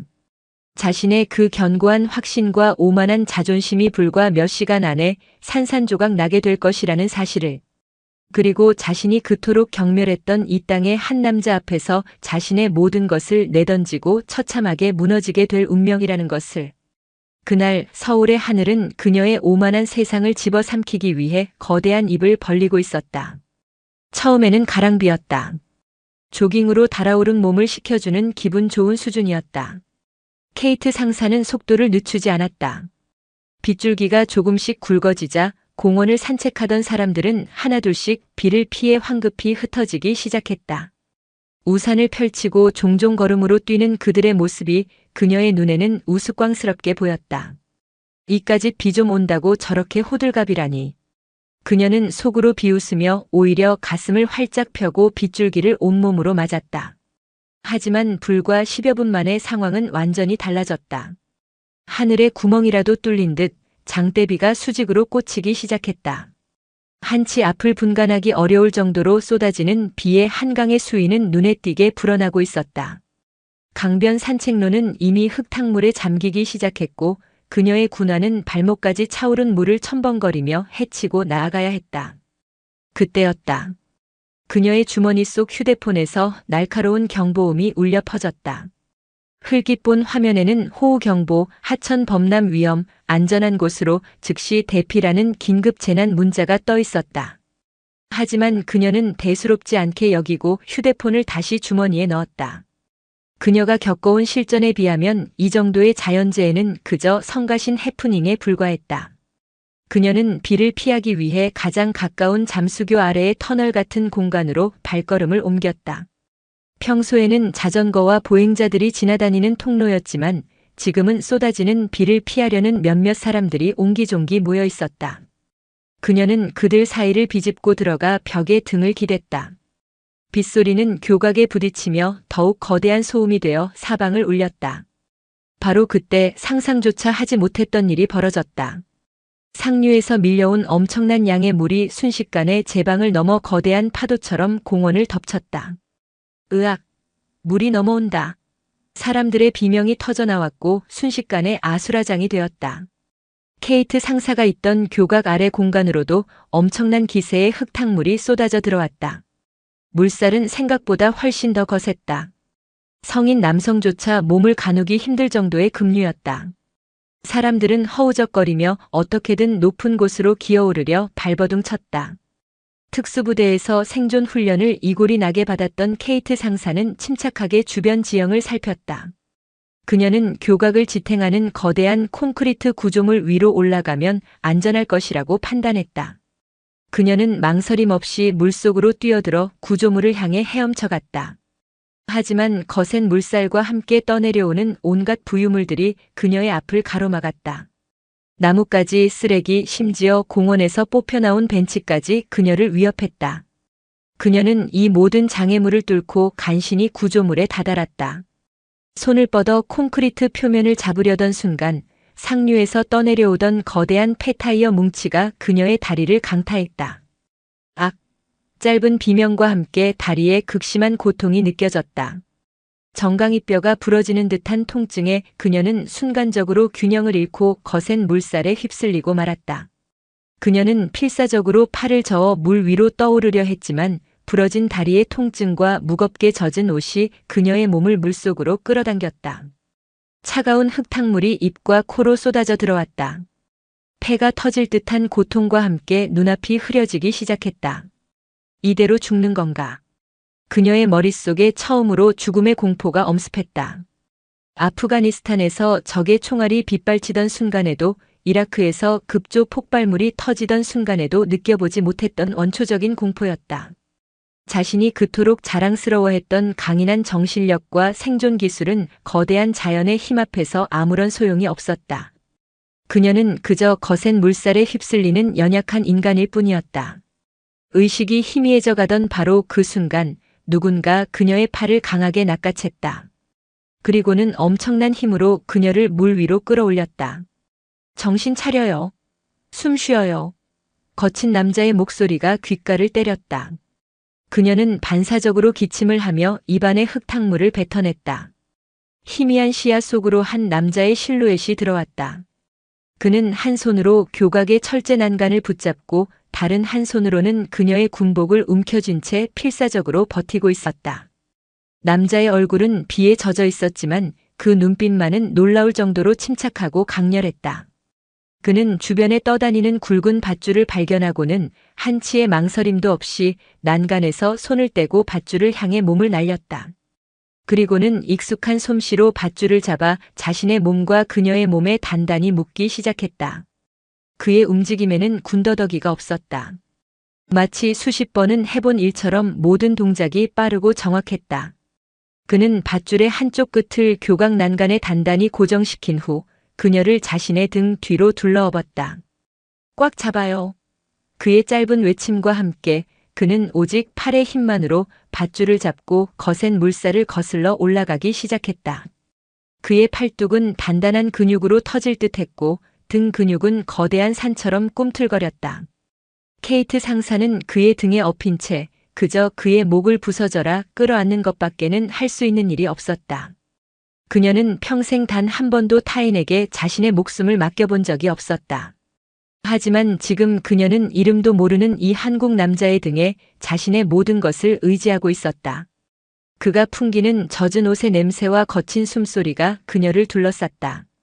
아이러니하게도 그 거친 숨소리가 그녀에게는 세상에서 가장 안전하고 편안한 소리로 들렸다. 자신이 그토록 경멸했던 나약한 한국 남자의 등이 지금 자신을 죽음의 문턱에서 구해내고 있었다. 그 남자의 이름은 박선우였다. 대한민국 해군 해난 구조전 때 SSU에서 중사로 전역한 예비역이었다. 바다의 재앙 속에서 인명을 구조하는 것이 그의 일이었고 그의 몸에는 수많은 훈련과 실제 구조 활동의 흔적이 고스란히 남아 있었다. 전역 후에는 작은 산업 잠수 및 안전 컨설팅 업체를 운영하며 조용히 살아가고 있었지만 그의 몸과 정신은 여전히 최상의 전투력을 유지하고 있었다. 그날 그는 한강 다리의 수중 구조물 안전 점검을 마치고 돌아가던 길이었다. 갑작스러운 폭우에 그는 자신의 장비 트럭 안에서 비가 잦아들기를 기다리고 있었다.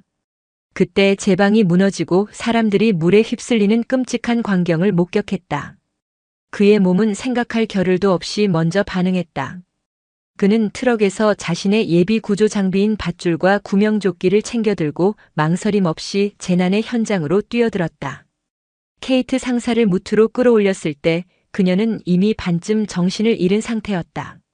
선우는 그녀의 상태를 빠르게 살폈다. 축 늘어진 다리는 부자연스럽게 뒤틀려 있었고 얼굴은 창백하게 질려 있었다. 그는 즉시 자신의 옷을 찢어 부러진 다리에 임시 부목을 대고 응급처치를 시작했다. 그의 손길은 거칠었지만 놀라울 정도로 정확하고 섬세했다. 잠시 후 사이렌 소리가 요란하게 울리며 119 구조대가 도착했다. 구조대원들은 교각 위에서 구조 활동을 펼치는 선우를 보고 깜짝 놀랐다. 특히 그의 능숙한 응급처치와 매듭법은 현장에 있던 베테랑 구조대원조차 혀를 내두를 정도였다. 선생님, 혹시 관련 업종에 종사하십니까? 한 구조대원의 질문에 그는 예전에 비슷한 일을 좀 했습니다. 라며 짧게 대답할 뿐이었다. 케이트는 구급차에 실려 병원으로 이송되는 내내 희미한 의식 속에서 자신을 구해준 남자를 떠올렸다. 그의 강렬했던 눈빛, 단단했던 팔뚝, 그리고 자신을 안심시키려 했던 낮은 목소리. 모든 것이 비현실적으로 느껴졌다. 병원 응급실은 아수라장이었다.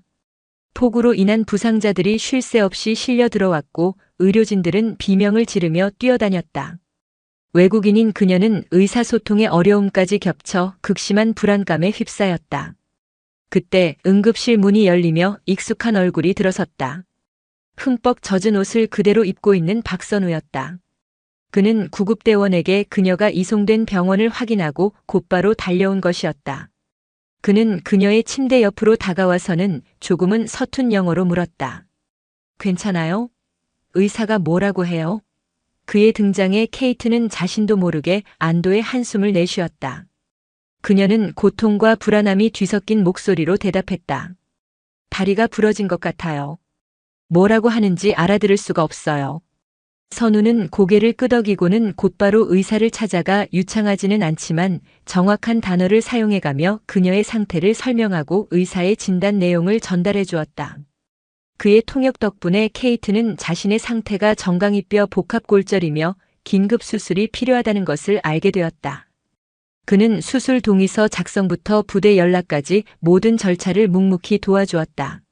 마치 오랫동안 그녀를 알고 지낸 보호자처럼 그의 행동에는 조금의 망설임도 없었다. 수술은 성공적으로 끝났다. 마취에서 깨어난 케이트는 깁스를 한 채 낯선 병실에 누워있는 자신을 발견했다. 창밖은 이미 어두워져 있었다. 그리고 그녀의 침대 옆 간이 의자에는 박선우가 불편한 자세로 쪽잠을 자고 있었다. 그녀는 잠든 그의 얼굴을 가만히 바라보았다. 비에 젖었을 때는 몰랐는데 자세히 보니 그는 그녀가 생각했던 곱상한 한국 남자와는 거리가 멀었다. 햇볕에 그을린 피부와 얼굴 곳곳에 희미하게 남은 작은 흉터들은 그가 평탄치 않은 삶을 살아왔음을 짐작하게 했다. 하지만 잠든 그의 모습은 이상하리만치 평온해 보였다. 그때 그가 인기척을 느꼈는지 천천히 눈을 떴다. 그녀와 눈이 마주치자 그는 멋쩍게 웃으며 머리를 극적였다. 깼어요? 많이 아프진 않아요? 그의 질문에 케이트는 고개를 저었다. 그리고는 가장 궁금했던 것을 물었다. 왜 아직 여기 있어요? 나 때문에 너무 많은 시간을 뺏겼잖아요. 그녀의 질문에 그는 잠시 창밖을 바라보더니 이내 담담한 목소리로 대답했다. 사람을 구했으면 끝까지 책임져야죠. 우리 아버지가 항상 그렇게 가르치셨거든요. 그는 자신의 아버지가 어선선장이었고 거친 바다에서 조난당한 동료를 구하다가 목숨을 잃었다는 이야기를 짧게 들려주었다. 아버지의 죽음 이후 그는 단 한 번도 위험에 처한 사람을 외면해 본 적이 없다고 했다. 그의 이야기는 군더더기 없이 담백했지만 그 어떤 화려한 미사여구보다 더 깊은 울림으로 케이트의 마음에 파고들었다. 그녀는 깨달았다. 자신이 지금까지 얼마나 좁은 세상에 갇혀 오만한 편견 속에서 살아왔는지를. 진짜 강함이란 군복을 입고 총을 드는 것이 아니라 아무런 대가 없이 타인의 생명을 위해 자신을 던질 수 있는 용기라는 것을. 그녀는 처음으로 자신이 경멸했던 이 땅의 한 남자 앞에서 존경심을 느꼈다. 그리고 그 감정은 그녀의 얼어붙었던 심장을 아주 조금씩 천천히 녹이기 시작했다. 케이트 상사의 부상 소식은 부대에 발칵 뒤집혔다. 주한미군이 민간인에게 구조되었다는 사실, 그것도 정예 전투 요원이 폭우에 휩쓸려 다리가 부러졌다는 것은 부대의 위신과 관련된 문제였다. 여단 주임원사는 직접 병원을 찾아와 그녀를 문책하듯 캐물었다. 오스틴 상사, 도대체 어떻게 된 건가? 왜 안전수칙을 무시하고 그런 위험한 곳에 있었던 거지? 그녀는 차마 자신의 오만함 때문에 벌어진 일이라고 말할 수 없었다. 그저 갑작스러운 기상 악화로 어쩔 수 없는 상황이었다고 둘러댈 뿐이었다. 부대에서는 그녀를 군 병원으로 이송하려 했지만 수술 직후라 이동이 어렵다는 한국 의료진의 강력한 권고에 따라 당분간 한국 병원에 입원해 있기로 결정되었다. 박선우는 그 후로도 매일같이 병문안을 왔다. 처음에는 그저 자신을 구해준 사람에 대한 의무감 때문이라고 생각했다. 하지만 그의 방문은 하루 이틀을 넘어 일주일 내내 이어졌다. 그는 케이트가 좋아할 만한 것이라며 햄버거나 피자를 사오기도 하고 병원 생활이 답답할까봐 최신 영화가 담긴 노트북을 가져다 주기도 했다. 그의 배려는 세심하고 따뜻했다. 그는 결코 자신의 선행을 내세우거나 과시하지 않았다. 그저 묵묵히 그녀의 곁을 지켜주었다. 그의 앞에서는 그녀도 더 이상 강인한 미군 상사일 필요가 없었다. 깁스를 한 다리 때문에 혼자서는 거동조차 불편한 그녀는 어쩔 수 없이 그의 도움을 받아야만 했다.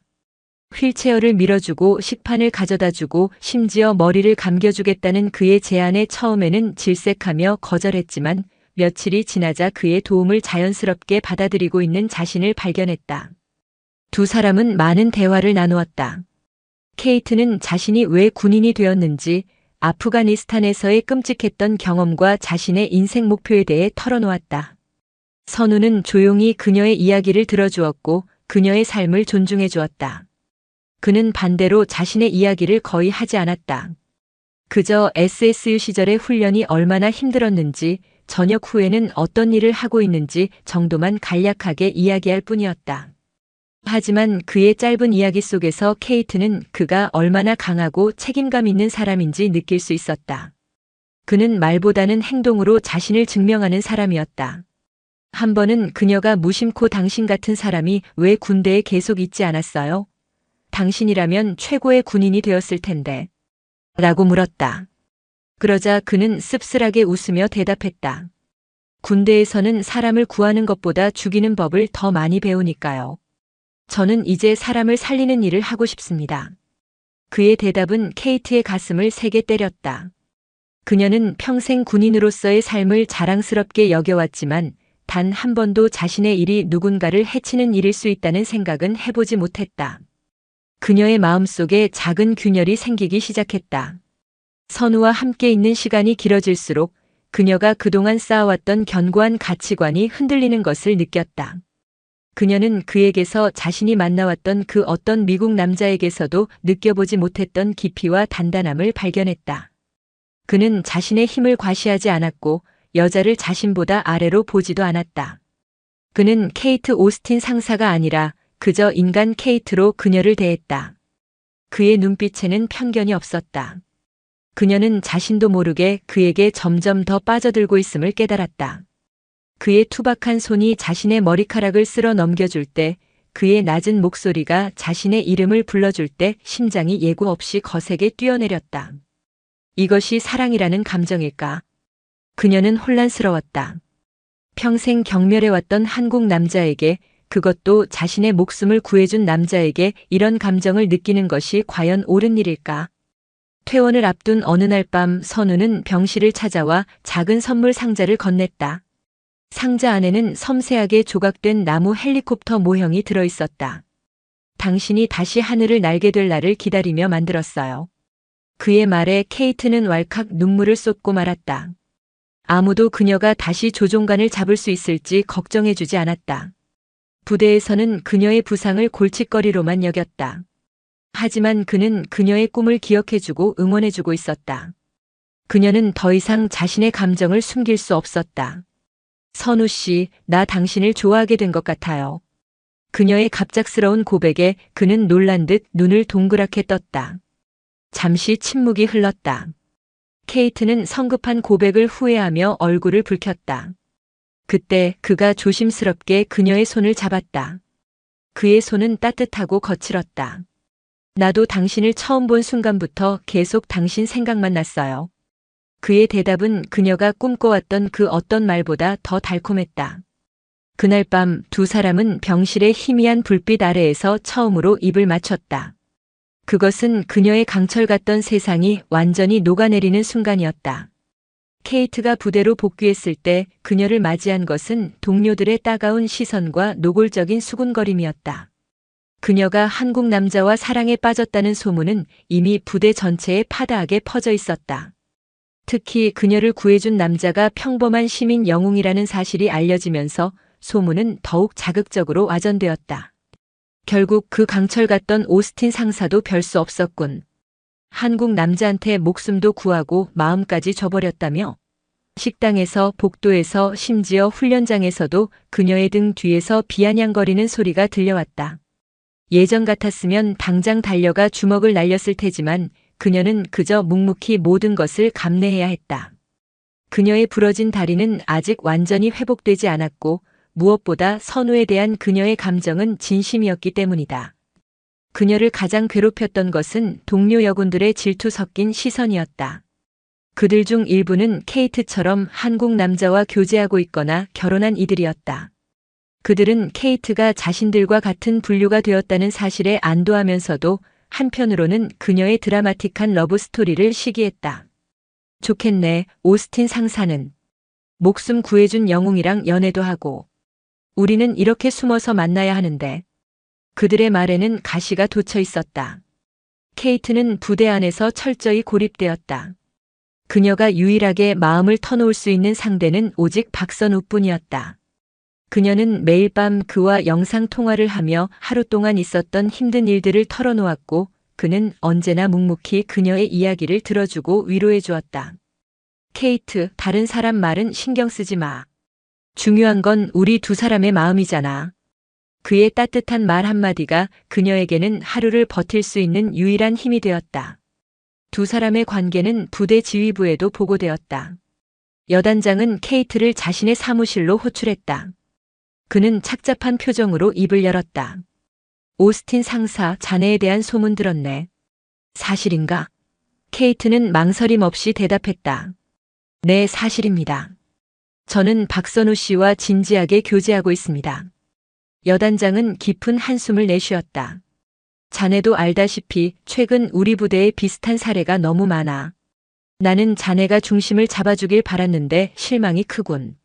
그의 말은 비수처럼 케이트의 가슴에 꽂혔다. 그녀는 부대의 기대를 저버렸다는 죄책감과 동시에 자신의 사랑을 인정받지 못하는 현실에 대한 억울함에 눈물이 핑 돌았다. 그녀는 자신의 감정이 결코 가볍지 않으며 선우는 자신이 만나본 그 어떤 남자보다 훌륭한 사람이라고 항변하고 싶었지만 차가운 계급장 앞에서 그 어떤 말도 꺼낼 수 없었다. 주말이 되자 케이트는 외출 허가를 받아 선우를 만났다. 그녀는 부대에서 겪는 어려움을 애써 숨기려 했지만 선우는 그녀의 표정만 보고도 모든 것을 짐작할 수 있었다. 그는 말없이 그녀를 자신의 차에 태우고 동해안의 한적한 바닷가로 데려갔다. 파도 소리만이 들리는 조용한 해변에서 그는 케이트의 손을 잡고 말했다. 케이트, 나 때문에 너무 힘들어하는 거 알아. 내가 당신을 지켜줄 수 있는 방법이 뭘까 계속 고민했어. 그는 잠시 말을 멈추고 심호흡을 한 뒤 그녀의 눈을 똑바로 바라보며 말했다. 나랑 결혼해줘, 케이트. 내가 당신의 가족이 되어줄게. 당신이 더 이상 혼자 힘들어하지 않도록 내가 평생 당신 곁에서 지켜줄게. 그의 갑작스러운 청혼에 케이트는 아무 말도 할 수 없었다. 눈물이 쉴 새 없이 흘러내렸다.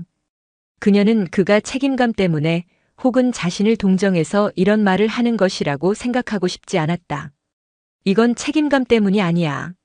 나는 진심으로 당신을 사랑해. 당신 없는 내 인생은 이제 상상할 수 없어.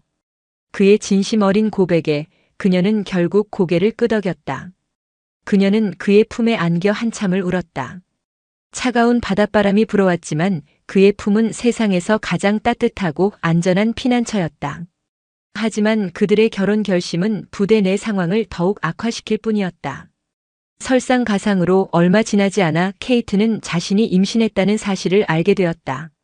아찔했다. 그녀는 그토록 경멸했던 임신에서 전역하는 여군의 전철을 그대로 밟게 된 것이다. 미혼 상태에서의 임신은 군 규율상 심각한 위반 행위였다. 그녀는 곧바로 징계위원회에 회부될 것이고 불명예 전역을 당할 수도 있었다. 모든 것이 끝났다고 생각했다. 그녀가 평생을 바쳐 쌓아온 모든 것이 한순간에 무너져 내리는 것 같았다. 그녀는 절망감에 휩싸여 며칠 동안 식음을 전폐하고 자신의 방에 틀어박혀 있었다. 그때 선우가 그녀를 찾아왔다. 그는 초췌해진 그녀를 말없이 끌어안아 주었다. 케이트, 다 괜찮아. 내가 있잖아. 군대가 당신을 버려도 나는 절대 당신을 버리지 않아. 우리 아기도 나도 이제부터 내가 당신의 전부야. 그의 말에 그녀는 다시 한번 희망을 보았다. 그녀는 결심했다. 더 이상 군대의 차가운 시선과 편견에 휘둘리지 않겠다고. 그녀에게는 이제 지켜야 할 새로운 가족이 생겼다. 그녀는 더 이상 미합 중국의 군인이 아니라 박선우의 아내이자 한 아이의 엄마로서 새로운 삶을 살아가기로 마음먹었다. 그녀는 스스로 자신의 군번줄을 끊어내고 전역 지원서를 작성하기 시작했다. 한때 그녀의 전부였던 군인의 명예와 자부심을 모두 내려놓는 순간이었지만 그녀의 마음은 이상하리만치 평온했다. 군복을 벗고 사회로 나온 케이트에게 현실은 상상 이상으로 혹독했다. 지난 10여 년간 그녀의 몸과 정신을 지배했던 엄격한 규율과 명확한 지휘 체계는 더 이상 존재하지 않았다.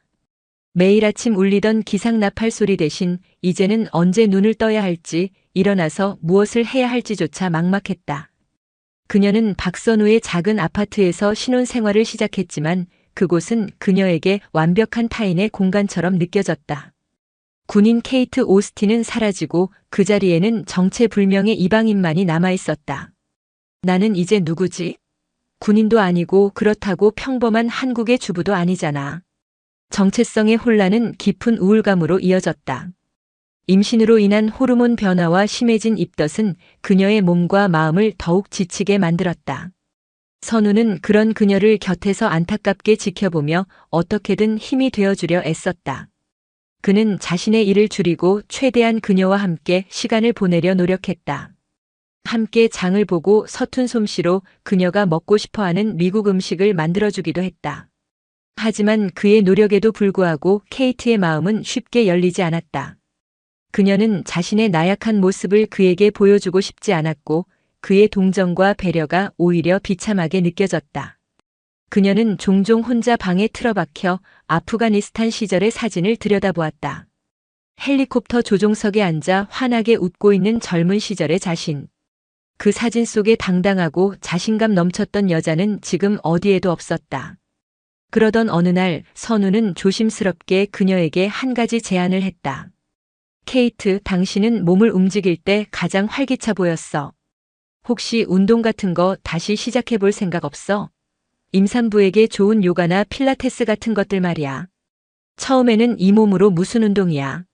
라며 코웃음을 쳤지만 하루 종일 무기력하게 누워있는 것보다는 나을 것 같다는 생각에 마지못해 그의 제안을 받아들였다. 그는 인터넷으로 집에서 가장 가까운 산전 필라테스 학원을 알아봐 주었고 케이트는 반신반의하며 체험 수업에 참여했다. 오랜만에 매트 위에 선 그녀는 잊고 있던 희열을 느꼈다. 군 생활을 통해 단련된 강인한 체력과 유연성은 여전히 그녀의 몸속에 살아 숨쉬고 있었다. 필라테스의 정적이고 섬세한 동작들은 오히려 그녀에게 새로운 자극을 주었고 자신의 몸과 교감하며 내면의 힘을 기르는 과정은 놀라운 평온함을 가져다 주었다. 필라테스 강사는 케이트의 남다른 운동신경과 완벽한 자세에 감탄하며 혹시 전문적으로 배워볼 생각이 없냐고 물었다. 회원님 같은 분은 정말 드물어요. 신체 조건도 완벽하고 무엇보다 하고자 하는 의지가 강해서 최고의 강사가 될 수 있을 거예요. 강사의 칭찬에 케이트는 처음으로 가슴이 뛰는 것을 느꼈다. 군인이 아닌 다른 무언가가 될 수도 있다는 작은 희망의 불씨가 피어올랐다. 그녀는 선우와 상의했고 그는 마치 자신의 일처럼 기뻐하며 그녀의 도전을 적극적으로 응원했다. 그거 정말 좋은 생각이야. 당신이라면 분명히 해낼 수 있어. 비용은 걱정하지 마. 내가 어떻게든 지원할게. 그는 즉시 필라테스 강사 자격증 과정에 대해 알아보고 가장 신뢰할 수 있는 협회의 등록 절차를 밟아주었다. 도전은 생각보다 쉽지 않았다. 해부학, 운동생리학, 재활의학 등 생전 처음 들어보는 전문 용어들이 산더미처럼 쏟아졌다. 특히 모든 교재와 강의가 한국어로 진행된다는 점이 가장 큰 장벽이었다. 그녀는 밤낮으로 사전을 찾아가며 의학 용어와 씨름해야 했다. 포기하고 싶을 때도 많았지만 그때마다 선우가 곁에서 그녀를 격려해 주었다. 그는 기꺼이 그녀의 학습 파트너가 되어 주었다. 저녁마다 서툰 발음으로 전문 용어를 읽는 그녀의 옆에서 정확한 발음을 알려주고 직접 실습 모델이 되어 그녀의 동작을 교정해 주었다.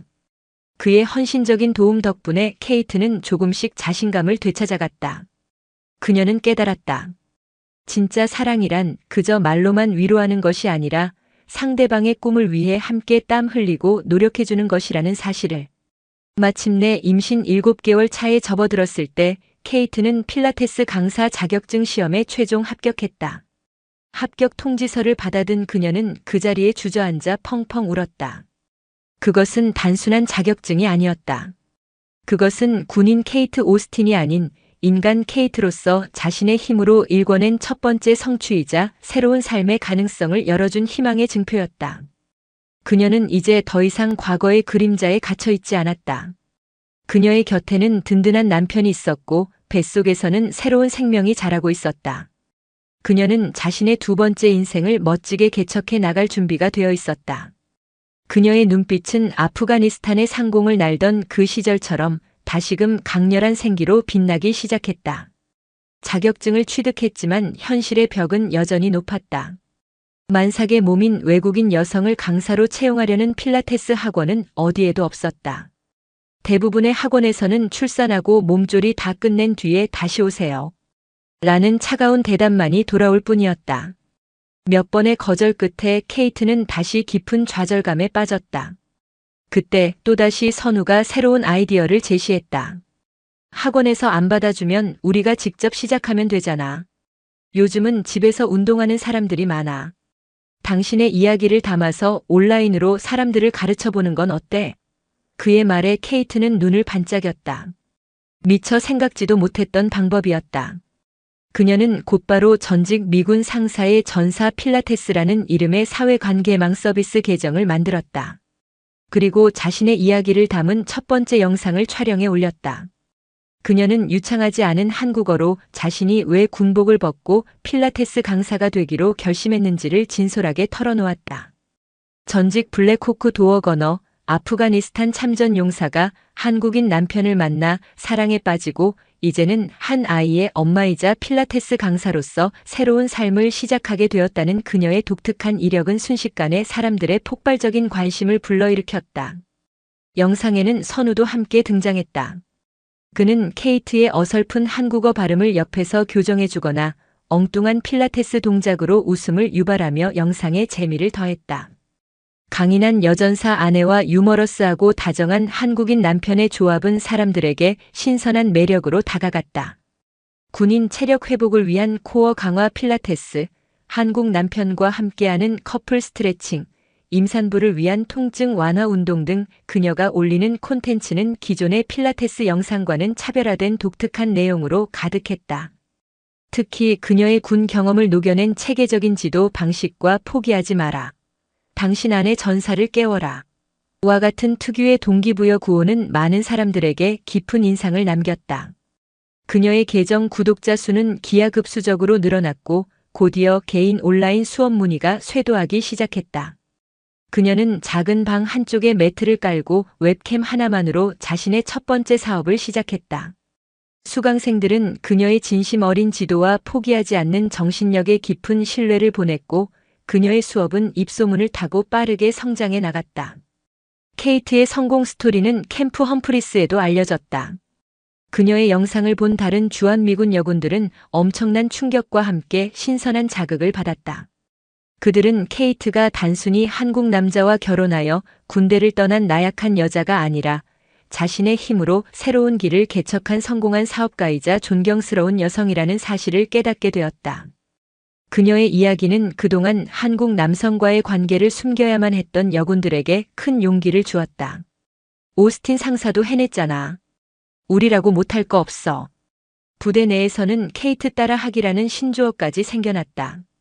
그녀처럼 자신의 사랑을 당당히 밝히고 전역 후 한국에서의 새로운 삶을 꿈꾸는 여군들이 눈에 띄게 늘어나기 시작했다. 이러한 변화는 부대 지휘부를 또다시 고민에 빠뜨렸다. 이전처럼 무조건적으로 그들의 관계를 막고 억압하는 것이 과연 옳은 방법인지에 대한 회의감이 들기 시작한 것이다.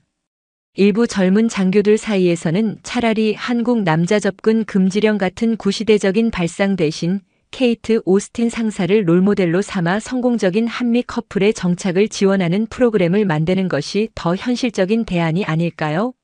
라는 의견이 조심스럽게 제기되기도 했다. 케이트는 의도치 않게 한미 양국의 문화 교류에 새로운 바람을 일으키는 거대한 나비 효과의 중심에 서게 된 것이다. 그녀는 더 이상 도망치듯 군대를 떠난 패배자가 아니었다. 그녀는 자신의 삶을 통해 수많은 사람들에게 영감을 주고 거대한 조직의 낡은 관행에 균열을 일으키는 진정한 선구자였다. 자신의 영상 아래 달린 수많은 응원 댓글들을 보며 그녀는 자신이 걸어가고 있는 이 길이 결코 틀리지 않았음을 확신했다. 출산 후 케이트의 삶은 더욱 바빠졌다. 육아와 온라인 강의를 병행하는 것은 결코 쉽지 않았지만 그녀는 군 시절보다 더 강한 책임감과 열정으로 하루하루를 채워나갔다. 그녀는 자신의 출산 경험을 바탕으로 산후 회복 전문 필라테스 클래스를 새롭게 개설했다. 군인 출신으로서의 강인함과 엄마로서의 부드러움을 결합한 그녀의 독특한 프로그램은 전국의 산모들 사이에서 폭발적인 인기를 끌었다.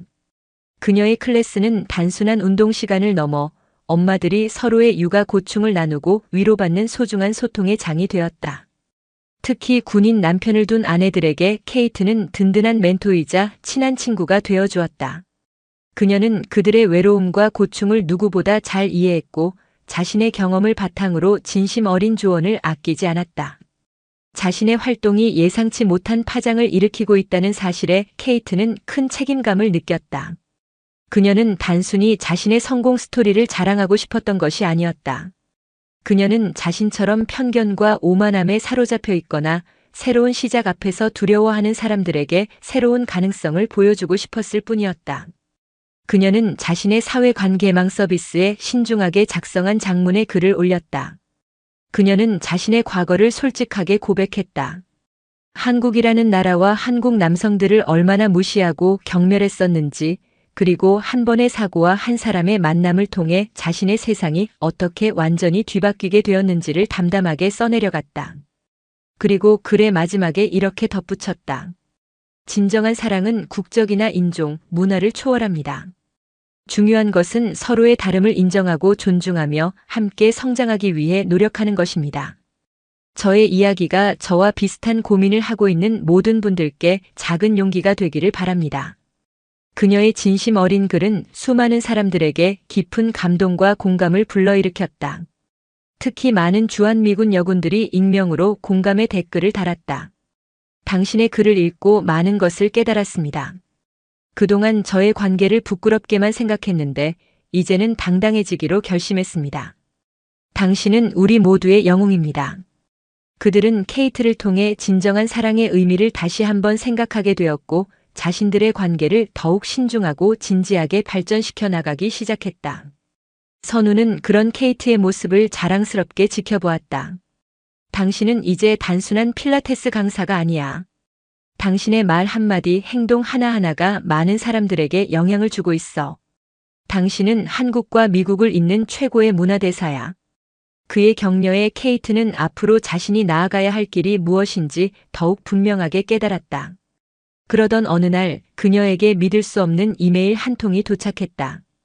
그녀가 근무했던 미 제2전투항공여단 본부에서 보낸 공식 서한이었다. 내용은 한미 문화 교류 프로그램의 일환으로 부대 장병들을 대상으로 강연을 해달라는 공식 초청장이었다. 강연의 제목은 편견을 넘어 마음을 잇다였다. 이메일을 확인하는 케이트의 손이 가늘게 떨렸다. 불과 얼마 전까지만 해도 한국 남자에게 넘어가 군의 명예를 실추시킨 배신자로 낙인 찍혔던 그녀가 이제는 한미 문화 교류의 성공 사례로서 당당하게 그들 앞에 서게 된 것이다. 그녀는 자신을 내쫓았던 그곳으로 이제는 새로운 시대의 여성 리더이자 희망의 아이콘으로 금이 환영하게 된 셈이었다.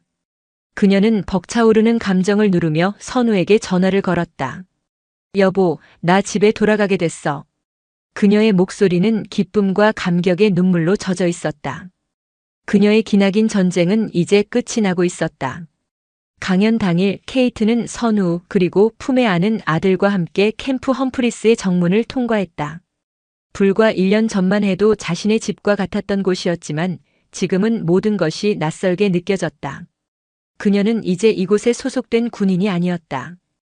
외부에서 초청된 강연자, 즉 손님이었다.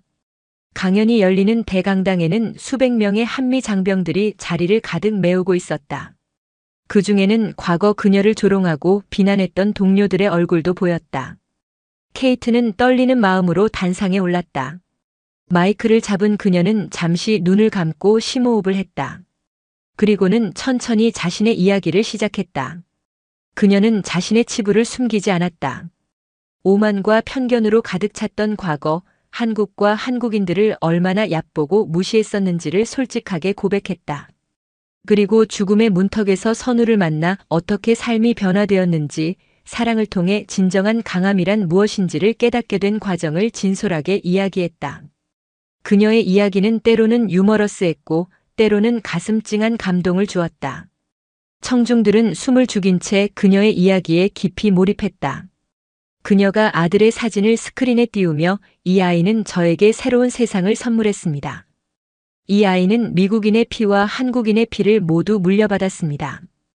이 아이는 증오와 편견이 아닌 사랑과 이해의 세상에서 살아가게 될 것입니다. 라고 말했을 때 강당 곳곳에서 박수와 환호가 터져나왔다. 강연이 끝나고 질의응답 시간이 되자 한 젊은 미군 병사가 손을 들고 질문했다. 오스틴 씨, 당신은 당신의 선택을 후회하지 않으십니까? 평생을 바친 군인의 명예를 버리고 새로운 삶을 선택한 것을 말입니다. 케이트는 잠시 생각에 잠기더니 이내 미소를 지으며 대답했다. 저는 군인의 명예를 버린 것이 아닙니다. 저는 군인으로서 배운 가장 중요한 가치, 즉 책임감을 선택했을 뿐입니다. 제 자신과 제 사랑, 그리고 제 가족에 대한 책임감 말입니다. 그리고 저는 단 한순간도 제 선택을 후회한 적이 없습니다. 그녀의 당당한 대답에 강당 안은 다시 한번 우레와 같은 박수로 가득 찼다. 강연이 모두 끝나고 그녀가 단상에서 내려오자 과거 그녀를 차갑게 대했던 동료들이 다가왔다. 그중 한 명이었던 동기 상사는 눈물을 글썽이며 말했다. 케이트 아니, 오스틴 씨. 정말 미안했습니다. 그리고 당신이 정말 자랑스럽습니다. 예전에는 혼자 강해지려고만 했던 당신이 이제는 다른 사람들도 강하게 만들어주는 진짜 강한 사람이 되었군요. 동료의 진심 어린 사과에 케이트는 그동안 마음속에 쌓여있던 모든 상처와 아픔이 눈 녹듯 사라지는 것을 느꼈다. 그녀는 이제 더 이상 과거에 얽매이지 않고 더 넓은 세상을 향해 나아갈 준비가 되어 있었다. 그녀는 자신을 기다리고 있던 선우와 아들을 향해 걸어가며 환하게 미소 지었다. 그녀의 새로운 인생은 이제 막 시작되고 있었다. 그날 이후 부대 내에서 한국 남자 접근 금지령 같은 어리석은 이야기는 두 번 다시 나오지 않았다. 대신 부대는 한미 커플 장병들을 위한 문화 이해 교육과 가족 지원 프로그램을 적극적으로 도입하기 시작했다. 한 사람의 용기 있는 사랑이 거대한 조직의 낡은 벽을 허물고 새로운 소통의 문을 연 것이다. 그녀의 강연은 예상보다 훨씬 더 큰 파장을 일으켰다. 주한미군 사령부의 공식 언론과 한국의 주요 언론사들이 그녀의 이야기를 대대적으로 보도했고 그녀는 하루아침에 한미 동맹의 새로운 상징이자 희망의 아이콘으로 떠올랐다. 방송 출연 요청과 인터뷰 제의가 쇄도했고 그녀의 온라인 필라테스 채널 구독자 수는 수십만 명을 넘어섰다. 그녀의 이야기는 책으로도 출간되었다. 물에서 건진 사랑, 철책을 넘다라는 제목의 자서전은 출간과 동시에 베스트셀러가 되었고 여러 나라의 언어로 번역되어 전 세계의 독자들에게 깊은 감동을 주었다. 케이트는 갑작스러운 유명세가 부담스러웠지만 자신의 영향력을 좋은 곳에 사용하기로 마음먹었다. 그녀는 자신과 같은 처지에 있는 다문화 가정을 돕기 위한 재단을 설립했다. 재단은 한국에 거주하는 외국인 여성들의 정착을 돕고 다문화 가정 자녀들의 교육과 심리 상담을 지원하는 다양한 사업을 펼쳤다. 선우는 아내의 꿈을 실현하기 위해 자신의 사업을 잠시 접고 재단의 실무적인 운영을 도맡았다. 그는 보이지 않는 곳에서 묵묵히 아내를 지원하며 그녀의 가장 든든한 동반자가 되어주었다. 시간이 흘러 그들의 아들 노아는 어느덧 초등학교에 입학할 나이가 되었다. 노아는 엄마의 푸른 눈과 아빠의 검은 머리카락을 똑같이 닮은 사랑스러운 아이로 자라났다. 아이는 한국어와 영어를 자유자재로 구사하며 두 문화의 경계를 자유롭게 넘나들었다. 어느 주말 저녁 세 사람은 한강공원을 산책하고 있었다.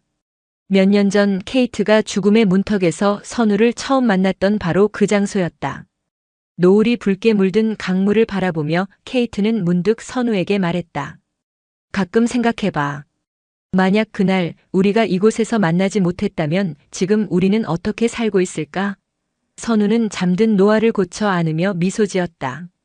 글쎄, 나는 아마 지금도 혼자 외롭게 바닷속이나 뒤지고 있었겠지. 당신은? 아마 지금쯤 아프가니스탄 어디쯤에서 헬리콥터를 타고 있지 않았을까? 두 사람은 서로를 마주보며 웃었다. 국적도 문화도 살아온 환경도 달랐지만 그들은 사랑이라는 이름 아래 하나가 되어 서로의 상처를 치유하고 함께 성장해 나가고 있었다. 바로 그때 케이트의 휴대폰이 울렸다. 미국 국방부에서 온 전화였다. 수화기 너머에서는 믿을 수 없는 제안이 들려왔다. 미 국방부 여성 리더십 위원회에서 그녀를 자문위원으로 위촉하고 싶다는 내용이었다. 전 세계의 미군 기지를 순회하며 여군들의 권익 향상과 다문화 가정 지원 정책에 대한 자문을 해달라는 것이었다. 그것은 개인이 받을 수 있는 최고의 영예였다. 그녀는 더 이상 불명예스럽게 군대를 떠난 전역 군인이 아니었다. 그녀는 미합 중국 국방부가 공식적으로 인정한 새로운 시대의 여성 리더가 된 것이다. 그녀는 벅차오르는 가슴을 안고 선우를 바라보았다. 그의 눈에는 자랑스러움과 깊은 사랑이 가득 담겨 있었다. 그녀는 깨달았다. 자신의 진짜 임무는 이제부터 시작이라는 것을. 그녀는 앞으로도 계속해서 이 진정성 넘치는 사랑을 살아가며 세상의 더 많은 사람들에게 희망과 용기를 전파할 것을 굳게 다짐했다. 강물 위로 뜬 달이 그들 가족의 앞날을 환하게 비추고 있었다. 오늘 사연 모음집의 이야기 어떠셨나요? 구독과 좋아요, 그리고 당신은 어디서 보고 계신지 댓글로 남겨주세요. 여러분의 응원이 사연 모음집에는 큰 힘이 됩니다. 감사합니다.